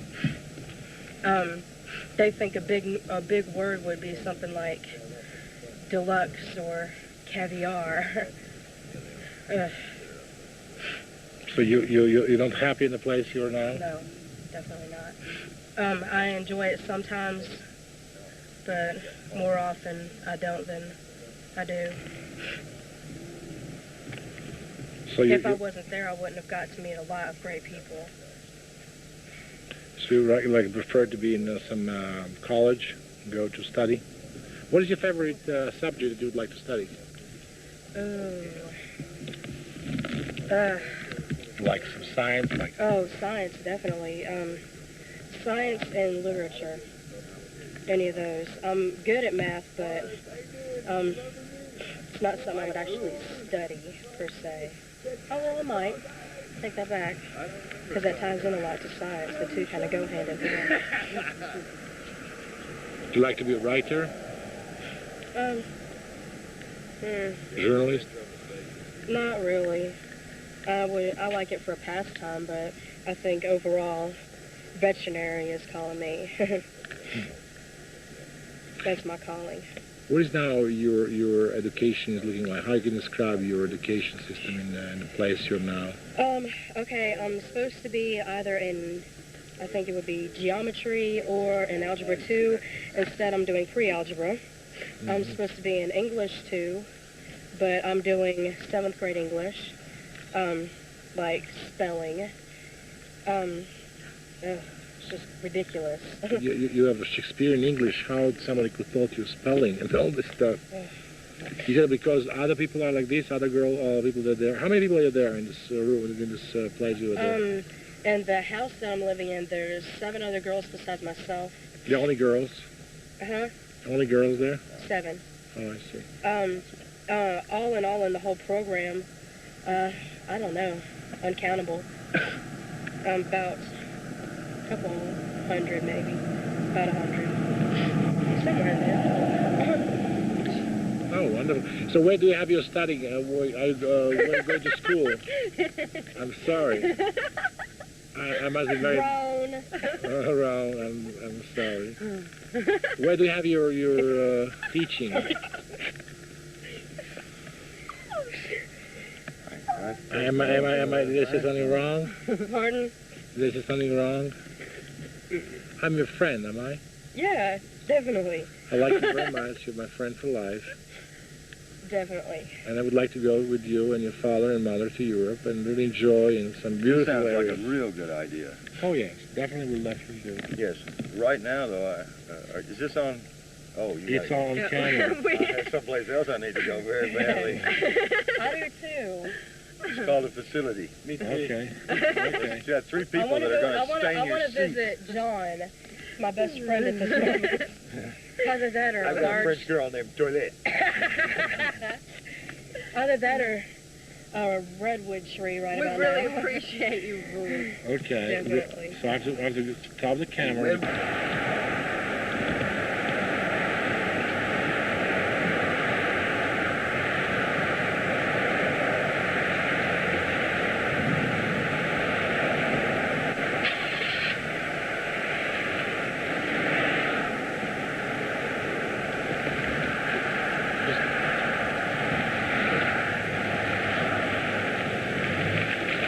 Mark, you have very, very particular plates there. Yes. What it means is it's your program. Yeah, it's has something to do with the book, as you well know. I see. Okay, I stay with Mark and Cathy and Kelly. I met Kelly today for the first time, and I really appreciate my 2 days trip to Mark's and Cathy's home. Now I met Cathy, and she had enormous, if I would not know her condition, she's a very bright girl. I mean, you know, her vocabulary and her everything is absolutely superb, and then her, I would say that her IQ is above average, at least 50%. Yes. I could see, you know, she's 16. What is her condition now, and how you describe that from your scientific point of view? Kelly's condition has been diagnosed by a number of physicians, and I too have tested her, but she's been tested in a number of institutions professionally by psychiatrists and psychologists, and she suffers from what is known as dissociative identity disorder, or DID. It used to be known as multiple personality disorder. Now it is known as dissociative identity disorder. This disorder is created as a result of severe repeated trauma, and particularly before age 5. Kelly's trauma base was, of course, sexual trauma, psychological trauma, and physical trauma, and tortures continually all through her childhood. As suffering from dissociative identity disorder. Part of the symptoms of this disorder are her inability to remember from moment to moment. And in order for her to appear normal, she mirrors anyone that she is in contact with. So they feel very comfortable with her. So I said to her, for example, I like Discovery Channel. Yes. Is that right? And then she said, yes, it's the only thing I'm watching. Yes, exactly. You see, there was some particular moment of time. Now I'm recalling that. Exactly. Is it called mirror? It's called mirroring. I see. She will mirror your actions, the way you hold your hands, the way you talk. Eventually, she'll even begin to pick up your accent.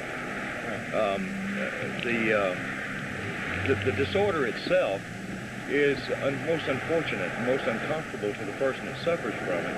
But the worst part is it develops into suicidal and homicidal behavior. They become, these people that suffer from DID, in many instances, but not all, become very agitated very easily for things that we don't even know that could agitate them. A word or a place or a suggestion or a thing can set them off, and they become extremely violent, either towards themselves or towards others. Kelly's situation is not without this horrific, terrible symptom. She suffered it many, many times, and that's the reason that she has been maintained in a mental institution for most of her life. She has spent from age 8, she is now 16, she has lived in a mental institution or in an institutionalized setting.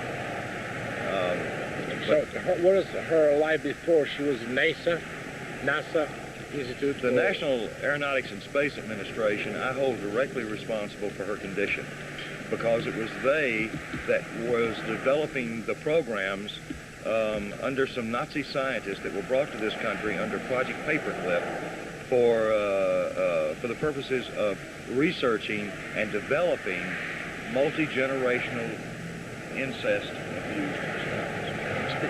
Yes. The actual purposes that NASA had for this child, I have no idea. There is no basis for my understanding of what they were going to do with her. There are many people that have suggested maybe they were going to use her as an assassin. Others have suggested that this was a normal thing as a result of the trauma. I can tell you that in many instances, these children develop this antisocial behavior in becoming what you and I would term suicidal or homicidal. In other words, they either want to inflict harm upon themselves or harm upon others for no apparent reason. This type of psychotic condition will not just go away with age. The child must be deprogrammed. The work that would be required of her would take possibly years of recovery and therapy, and a great deal of money. That's the reason that we've gone public with our book. That's the reason that we are in the process of making a documentary film as well as a motion picture, is to recover enough money to help this child through her recovery period. Now, for 8 years, she's been in a mental institution receiving what you and I would consider therapy to some degree. But it is not effective therapy, only because her victimization was so different than that of her mother's, because her mother was not abused by NASA when she was born. Her mother wasn't abused except by her father and her father's associates. Her mother was abused sexually, of course, psychologically and physically, but she was not subjected to the high-tech tortures that Kelly was from the time that she was born all the way up until I rescued she and her mother when she was age 8. What is your opinion now? You don't need to answer this question because it's very touchy questions. The United States has one of the biggest terrorist act in history. Everything was absolutely fascinating, or a negative way, like I did. I was here with Oklahoma case. There's a lot of opinions. I spoke with Ted Garrison, who is one of the FBI star, a person who really had the best career in FBI, who quoted there was 2 explosions and Timothy McVeigh was.